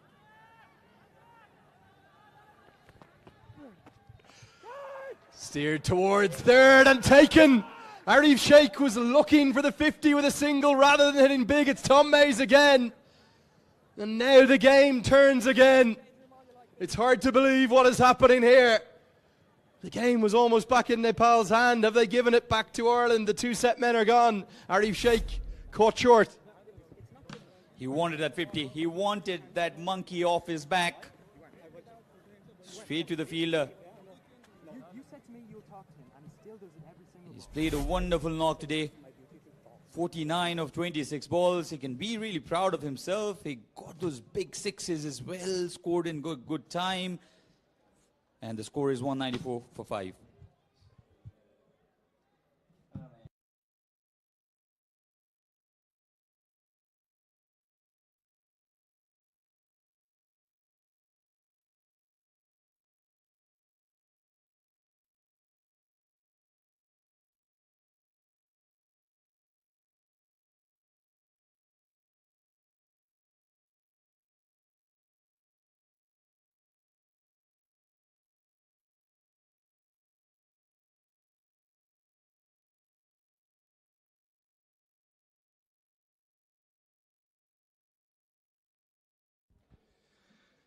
.29 off 16. The big problem for Nepal, they've lost their 2 set men who combined so wonderfully and effectively to somehow, I'm still not quite sure how, bring this contest back into the balance.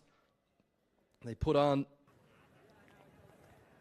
121 for the 4th wicket in a shade over 7 overs. Remarkable. It's not going to be Rashid Khan as I thought it might be. It's going to be the left-hander. Good move with the left arm spinner in operation, and Bashir Ahmed very capable. Give me! But the 1s and the 2s are going to be critical here. Every run's going to count. 28 off 15. Which way is this going? Evenly poised. I'd say this match is still evenly poised. The crowd behind the home team. But the Ireland Wolves side, they should also believe they're still in the contest. 28 of 15. Not a very experienced batting lineup that's following. Probably Rashid Khan next at 8. Kamal Singh Airi very capable. And that's been picked up. Man out of cow corner! Oh, brilliant from Delaney. He saved 4 runs here is what he's done. He almost hung like Michael Jordan in the air.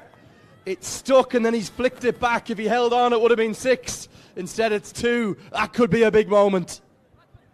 4 runs, 4 precious runs saved. Delaney, the tall man, timed his jump to perfection. Oh, it was one-handed. It was one-handed. Pulls it this time, Bashir. I'll take! Only a single. Look at the difference that makes. Instead of it being 22 off 13, it's 2 a ball needed again now. 26 off 13. Exceptional from Gareth Delaney. What a contest we're being treated to here to start this AVA team series. It was Jordan-esque, wasn't it? Air Delaney, eat your heart out. And he just got it out of his hands in time. PJ, come in here and sit in the ring. Whoa, whoa, whoa. Time the jump to perfection. And the alertness, the awareness. Yeah, this. Perfectly done.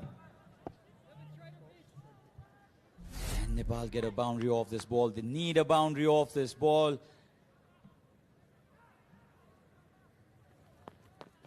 Get ball. So nerves all around. 26 of 13. Nepal will be under a lot of pressure if this ball doesn't go for a boundary. Swings his bat to it. The sound of the bat wasn't very convincing. And that's the reason why Nepal have lost another wicket. Well, brilliant from Humphreys. Outstanding, in fact. What a comeback from him. Trusted to bowl that critical 18th. It'll probably be the last over of spin, we'll see. And Stephen Doherty holds on to a good catch at long on. You could maybe argue he should have gone for that one earlier. Very much the toe of the bat that it's hit. And a difficult stay at the crease. 2 off 6 for Thaguna. That could be pivotal. And the man who usually has the wicket-keeping gloves on holds his nerve out at long on. Delaney's pumped up, as are Ireland. The game turns again. It's 197 for 6.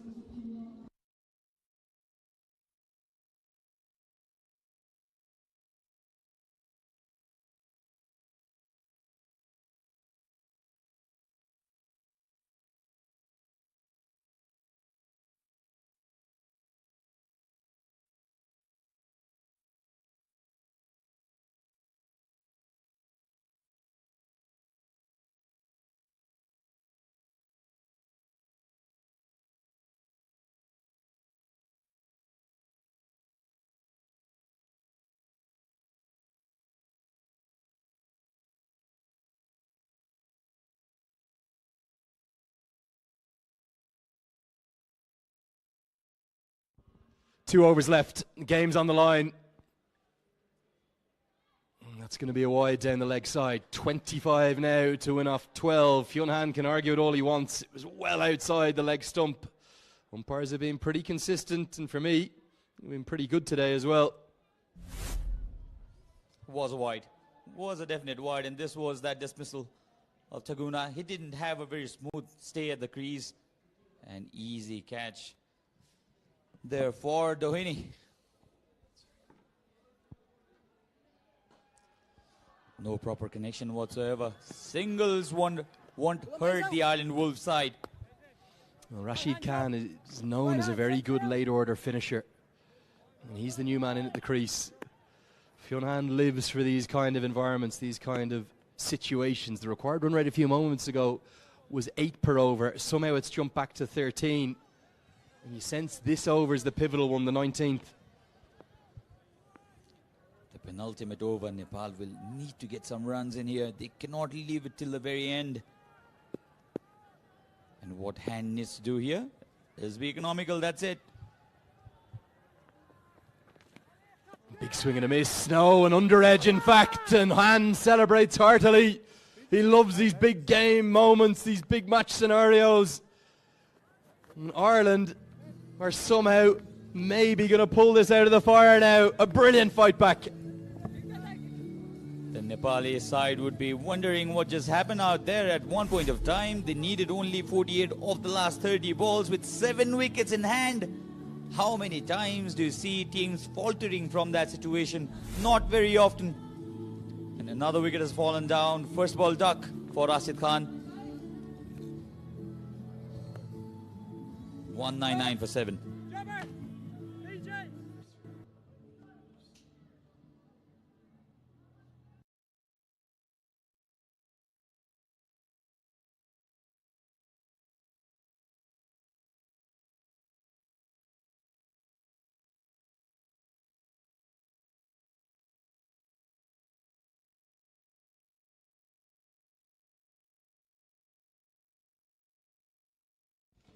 Well, he writes Kamal Singh Ari's scripts over a year out of the game. And he's in now with 24 needed off 10, which is now 24 off 9 because of that dot. He was brilliant with the ball with his 3 wickets. He's capable with the bat. He's going to need something special. He can use his long handle, but striking hasn't been easy after Lokesh and Arif have been dismissed. 24 of 9, still gettable. 4 hits away, that's how you can think it. That'll be a wide. Something that will concern Ryan Eagleson, who's the head coach of this trip, but in general the national team bowling coach, is those number of extras. 21 now, that ticks over to the 200 up is up, and even that felt a long, long way away, just 10 short overs ago.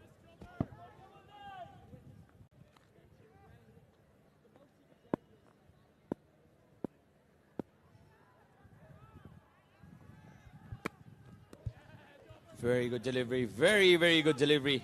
Yoked him up.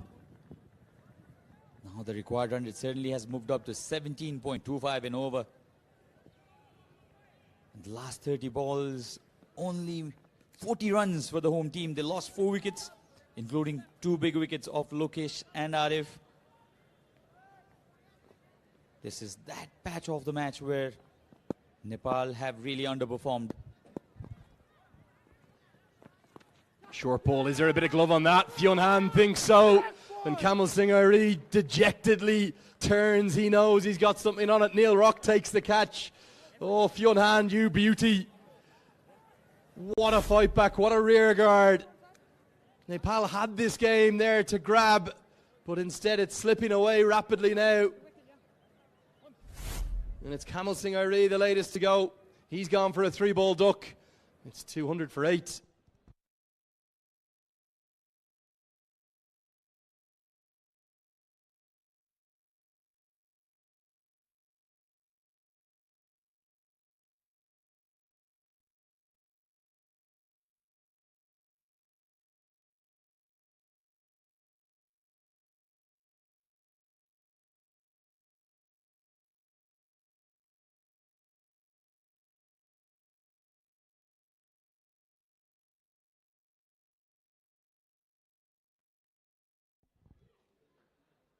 Well, what a topsy-turvy, seesawing contest we've seen. Quite remarkable viewing. It has been nothing but entertaining from start to finish. Hemant Dami, the big tall fast bowler. I just wonder, is this a free ball? Is this a 2, 4 or 6 job? Because surely Bashir Ahmed has to have the strike for the last over. It's another big swing and a miss. An exceptional over from Fionn Han. At this stage to bow one with just 3 from it and only 1 from the bat. That's tilted the contest in Ireland's favour. 23 it's going to be needed. A Carlos Brathwaite required. 200 for 8.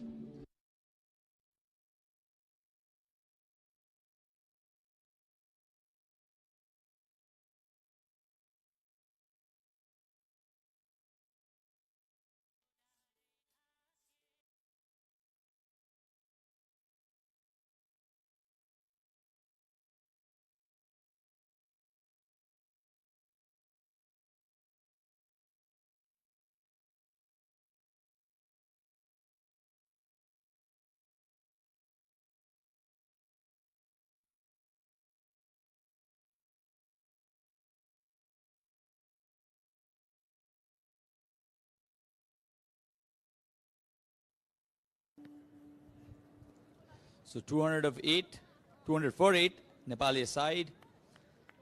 They required 23 of the final 6 deliveries.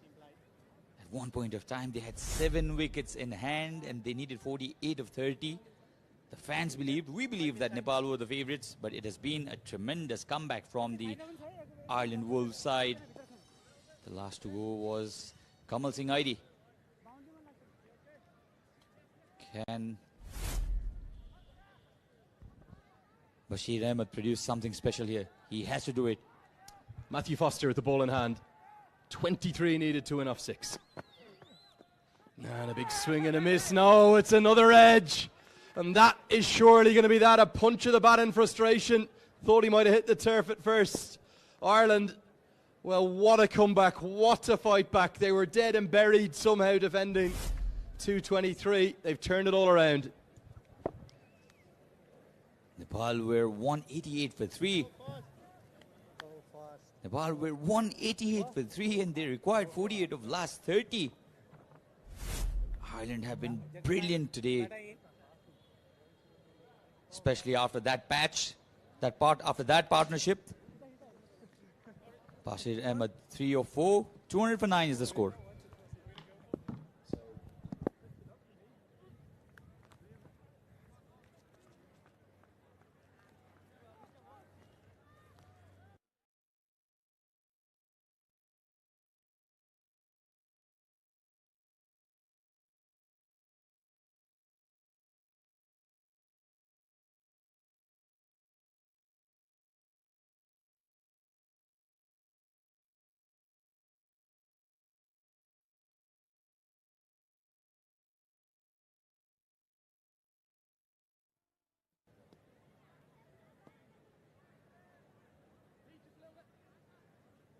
Sagar Dakal at number 11. 23 to win off 5. Guided for a single, not going to be enough. Can Hemant Dami turn himself, morph into Carlos Brathwaite somehow? They'll need at least a 4 off every ball from here on. 22 required of 4 balls.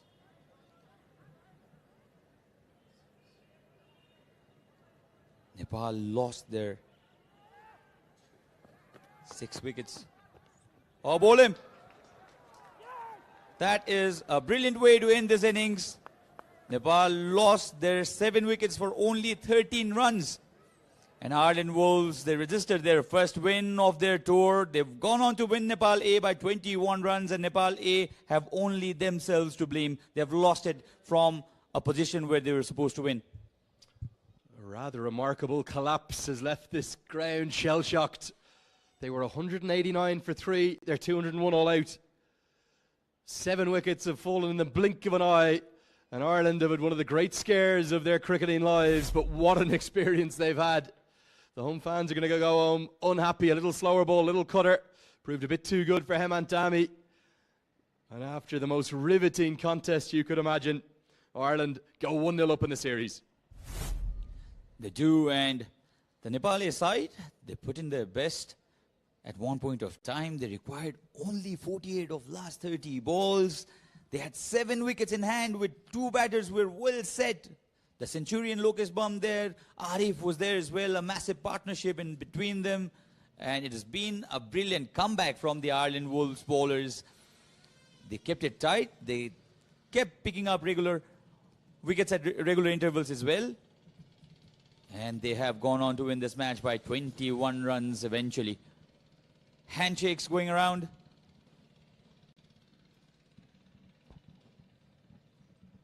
The Irish side, they've won this match all right, but they also have a number of areas where they will have to talk about. They'll have to go back to the hotel and discuss about plenty of areas of improvement. And the young Nepali side, they'll sit and also think of what can be done better tomorrow, because tomorrow is that big match.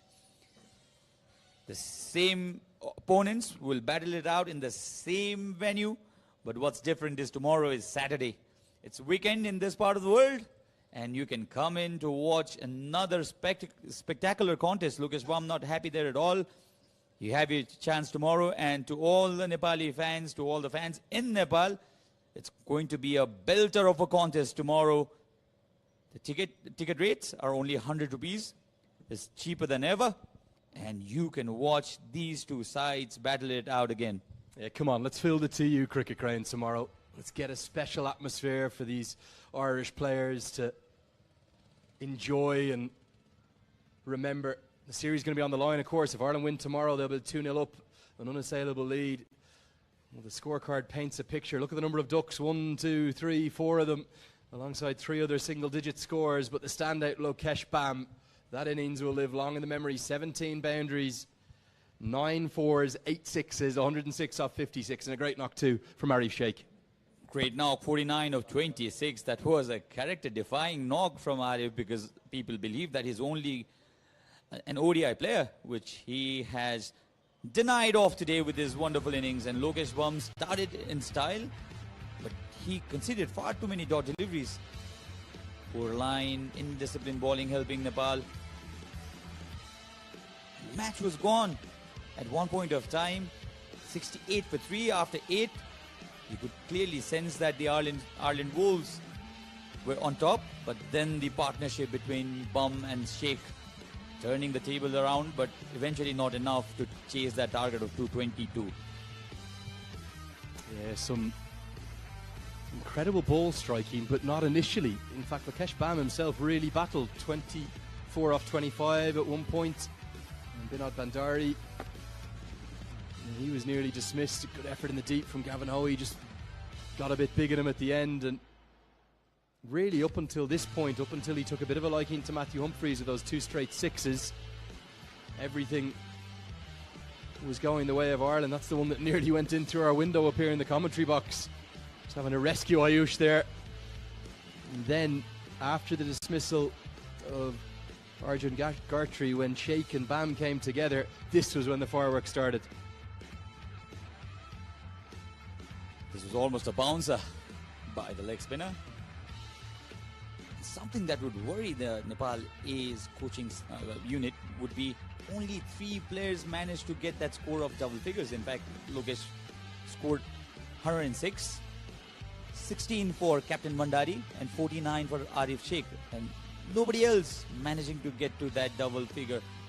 So this has been an innings of only 2 batters really, Lokesh Bum and the senior Sheikh. And certainly some of the quality of the ball striking. I think Ireland panicked a little bit. I don't mean that in a derogatory way, but it's natural when you have whatever, maybe 2,500 fans here today making the noise that they did as this boundary started to rain around the ground. That was huge. That was actually out of the ground from Lakesh Bam. The panic just set in. Started to lose their game plans. Even Gareth Delaney was taken apart. He started to react to the umpire's decisions.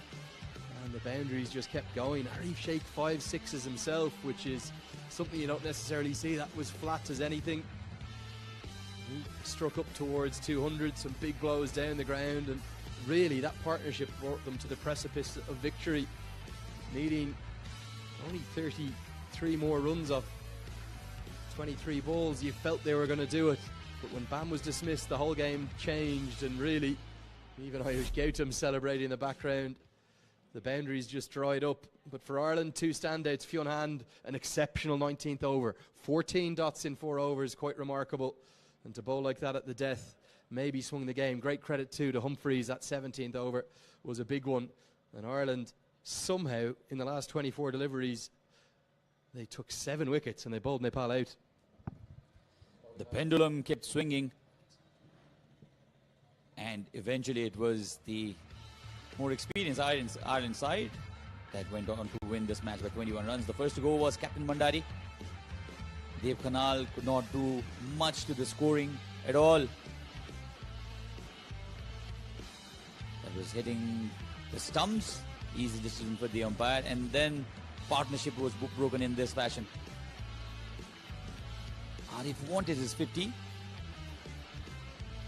He missed Lucas Bum's dismissal, and Rashid Khan was caught behind. Airi was caught behind as well, and Ireland really identified Nepal's issues against the shorter deliveries.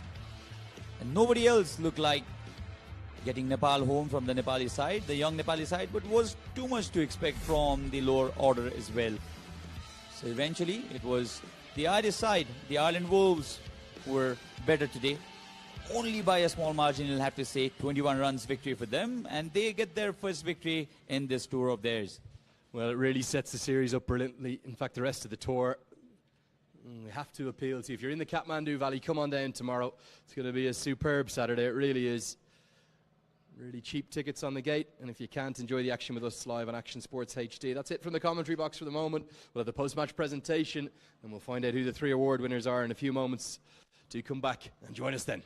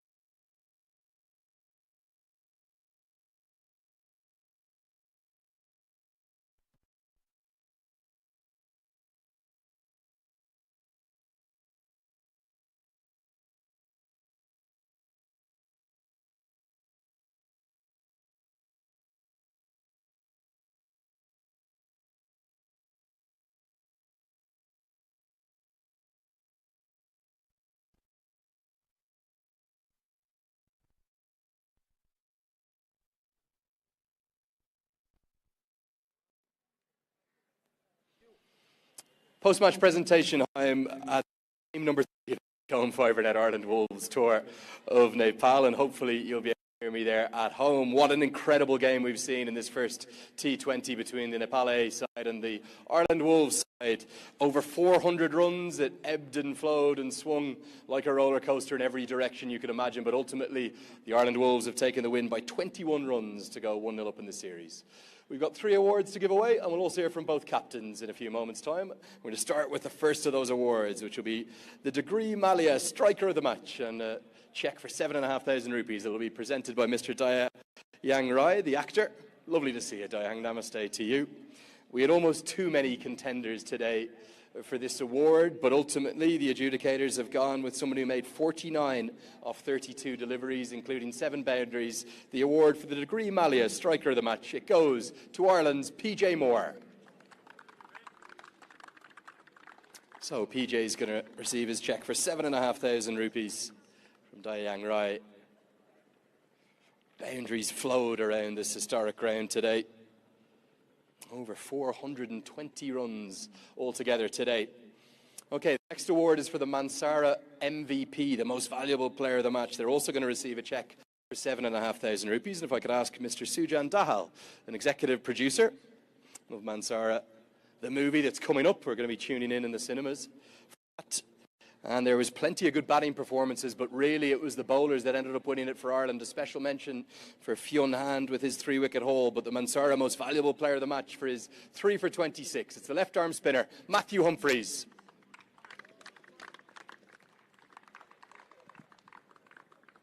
So Matthew's going to receive his cheque for 7,500 rupees from Sujan Dahal. And a big smile as well. Dandavad, guys. Before we get to speak to both captains, just like everyone, to give a big round of applause, please, to the ground staff who made today's game possible after heavy rain yesterday. Give them a round of applause. The ground staff, exceptional job by them to get this cricket played. And it means we've got the great news, Super Saturday to look forward to tomorrow, the second game in the series at 1 o'clock. I'd like to ask Binod Bandari, the captain of Nepal A, to come up and have a chat with me now. Binod, up you come, mate. Hard luck. Let's start with the positives. What a brilliant game of cricket that was. Game चाहिँ राम्रो भयो हैन सबै अब हेर्ने भने चाहिँ दुईटै इनिङबाट राम्रो स्कोरहरू बन्यो हैन त्यसले गर्दा सबैले इन्जोय गर्यो गेमलाई पनि. Talk to me about the first innings. Were you a little disappointed with your bowling and particularly your fielding effort? You dropped a few catches. There was quite a few misfields that were costly. हैन pitch चाहिँ एकदमै राम्रो थियो हैन ब्याटिङको लागि चाहिँ अनि अब हामीले चाहिँ अब 15-20 रन चाहिँ 20 रन जति चाहिँ अलिकति बढी दियो जस्तो लागेछ हैन नत्र ओभरअल चाहिँ अलि राम्रै भएको थियो. How good a fight back then was it from Lokesh Bam and Arif Sheikh? Quite amazing partnership. The 121, I think it came off 46 deliveries. हैन अब लोकेशले एकदमै राम्रो खेल्यो हैन उतो अब उसको इनिङ भनेको नै गेम चेन्ज गर्नेवाला इनिङ थियो हैन तर फिनिश गर्न सकेन त्यसमा चाहिँ अलिकति उ भयो. आरिफले पनि एकदमै सपोर्ट गर्यो र इनिङ पनि एकदमै राम्रो खेल्यो हैन अब त्यो दुई जना मध्येबाट एकजना चाहिँ लास्टसम्म खेल्नुपर्ने थियो जित्नको लागि चाहिँ अब नयाँ ब्याट्सम्यानलाई जाने बित्तिकै चाहिँ प्रेसर आयो त्यसपछि.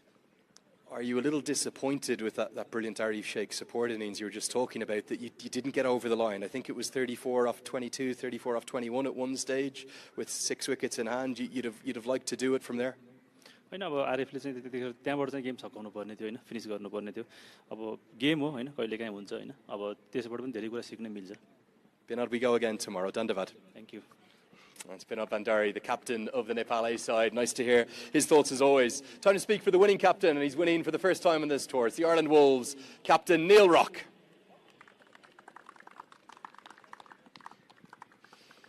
Pebs, nice to see you. Many congratulations. How's that heart rate? Has it settled down yet? Yeah, we've calmed down a bit now. It's obviously been chaos there for the last 2 hours, but it's nice to get over the line. How incredible a contest was that to be a part of, first of all, over 400 runs, and you were really tested there, despite dominating probably 80, maybe 90% of the game. Yeah, we were absolutely. I thought 220 at the innings break, we'd more than enough, but then, as I say, they batted very well through the middle there, and fair play to their guys. They put us under extreme pressure. I think they got, their partnership was 38-ball century partnership or something. They put us under massive pressure. It was almost when the pressure was put back on them, when they needed 30 off 20, that we really came to the fore. Yeah, lovely seesawing contest, wasn't it? The batting to start with, you must be so pleased with contributions from right the way. Almost everyone who got out there was really good and scoring very, very quickly as well. Yeah, exactly. To get 220 is always a good effort, and the pleasing thing was that we didn't go into a shell, which would have been easily done after losing 2 games. So the way Cade and PJ played in the power play and then everyone through the middle there really put them under pressure, and I thought it was a very good score. Okay, what about the panic that set in there a little bit during that partnership? A few catches went down, the crowd seemed to get on top of you. Was it all just a little bit chaotic? Yeah, it was chaotic. The crowd isn't something we're used to, and then it doesn't help when we put down catches and stuff. But I thought the way the guys bowled in the last 4 overs was outstanding and certainly won us the game. Special word maybe for both Fionn Hand and Matthew Humphreys. I think it was the 18th and the 19th over. They ended up really winning the match. Yeah, they didn't. They both wanted the ball, which was the main thing. Hump said to me with 3 overs ago, let me bowl it, and fair play to them. That's the type of stuff we're looking for. I also thought Tom Mays was fantastic through the middle there and probably brought us back into the game when he's getting out of hand. Okay, finally, the second T20 tomorrow, Saturday, day off for everyone. Hoping for a big crowd, hoping to get a series win and upset those home fans. Yeah, we are. Hopefully we get a big crowd in tomorrow. It's always hard backing up a game, but we'll be here ready to go. Many congratulations, Neil. Okay, Neil Rocket, delighted. Captain of the Irish Wolves side. We've got one award left. It's going to be for the Valley Express Player of the Match. I'd like to call upon, let's get both of my presenters up. The two can come up together maybe if possible. Mr. Sandesh Acharya, who's the director of Valley Express. And then hopefully we'll have the trophy presented in a few minutes. We've got the Mayor of the Jalashwar Municipality, Suresh Shra, who's going to come up and present that. We had so many good performances today. It was really difficult to pick. Special mentions for PJ Moore, who we've already seen. Neil Rock himself. Stephen Doheny played exceptionally well. Arif Sheikh too, and those 2 Irish bowlers, Fionn Hand and Matthew Humphreys, matched the 3-wicket haul of Kamal Singh Iree. But the player of the match hit 17 boundaries in total.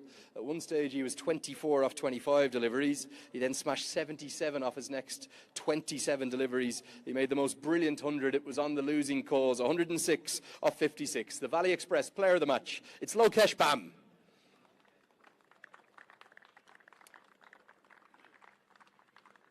So Lokesh will receive his cheque for 10,000 rupees from Mr. Sandesh Acharya, the director of Valley Express.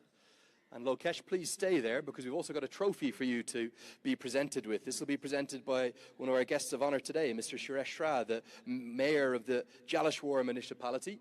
And this is the official Player of the Match trophy. One more round of applause, please, for Lokesh Bam. What a knock we've seen today. Many thanks, Dandavad. Suresh, Lokesh, stay with me just for a couple of quick questions. Talk to me about that innings. That must have been very special. What a century. म यो गेमको लागि wait गरिरहेको थिएँ पहिल्यैबाट अनि prepare गरिरहेको थिएँ आफूलाई अनि एकदमै इमोसनल पनि थिएँ कि म यो गेममा मैले राम्रो गर्नुपर्छ भन्ने थियो तर त्यो भन्दा पनि ठुलो कुरा गेमलाई जिताउनु पर्ने थियो I could have finish the game You looked like you were struggling a little bit at first, 24 off 25, and you weren't able to find the boundaries in the power play. How did you turn it around to make such an incredible century? अलिकति रस गरिरहेको थिएँ अनि credit पनि गर्नुपर्छ Ireland बलरलाई अनि दे वर bowling स्लोर अनि पछि खेल्दै जाँदाखेरि युज टु भए अनि comfortable. How much did you enjoy batting with Arif Sheikh as well? That was a quite brilliant partnership. मजा आयो राम्रो खेल्नुभयो दाइले एकतिरबाट सर्टहरू खेलिराख्नु भएको थियो त्यही भएर मलाई पनि कन्फिडेन्ट आइरहेको थियो अनि दुईजनाको पार्टनरसिप पनि भइरहेको थियो कुराकानी पनि राम्रो भइरहेको थियो एकदमै क्लोज लगिसकेको थियौँ गेम तर फिनिस गर्न सक्थ्यौँ अझै तर सकेनौँ होप नेक्स्ट गेममा नेक्स्ट 2टा गेम छ. Ramrosa Lokesh, the player of the match. Dandavad. Thank you. Okay, that's the player of the match. What an incredible game of cricket we've seen. 420 plus runs and Ireland have gone 1-0 up in the series. Please don't go anywhere too far. If you're here in the Kathmandu Valley, get down here tomorrow. Let's fill up this TU International Cricket Ground with those 100 rupee tickets. It's a 1 p.m. start. If you're not in the Valley, you can watch us live on Action Sports HD or by downloading that Dish Home Go app. Thanks so much for joining us today. We'll see you again tomorrow.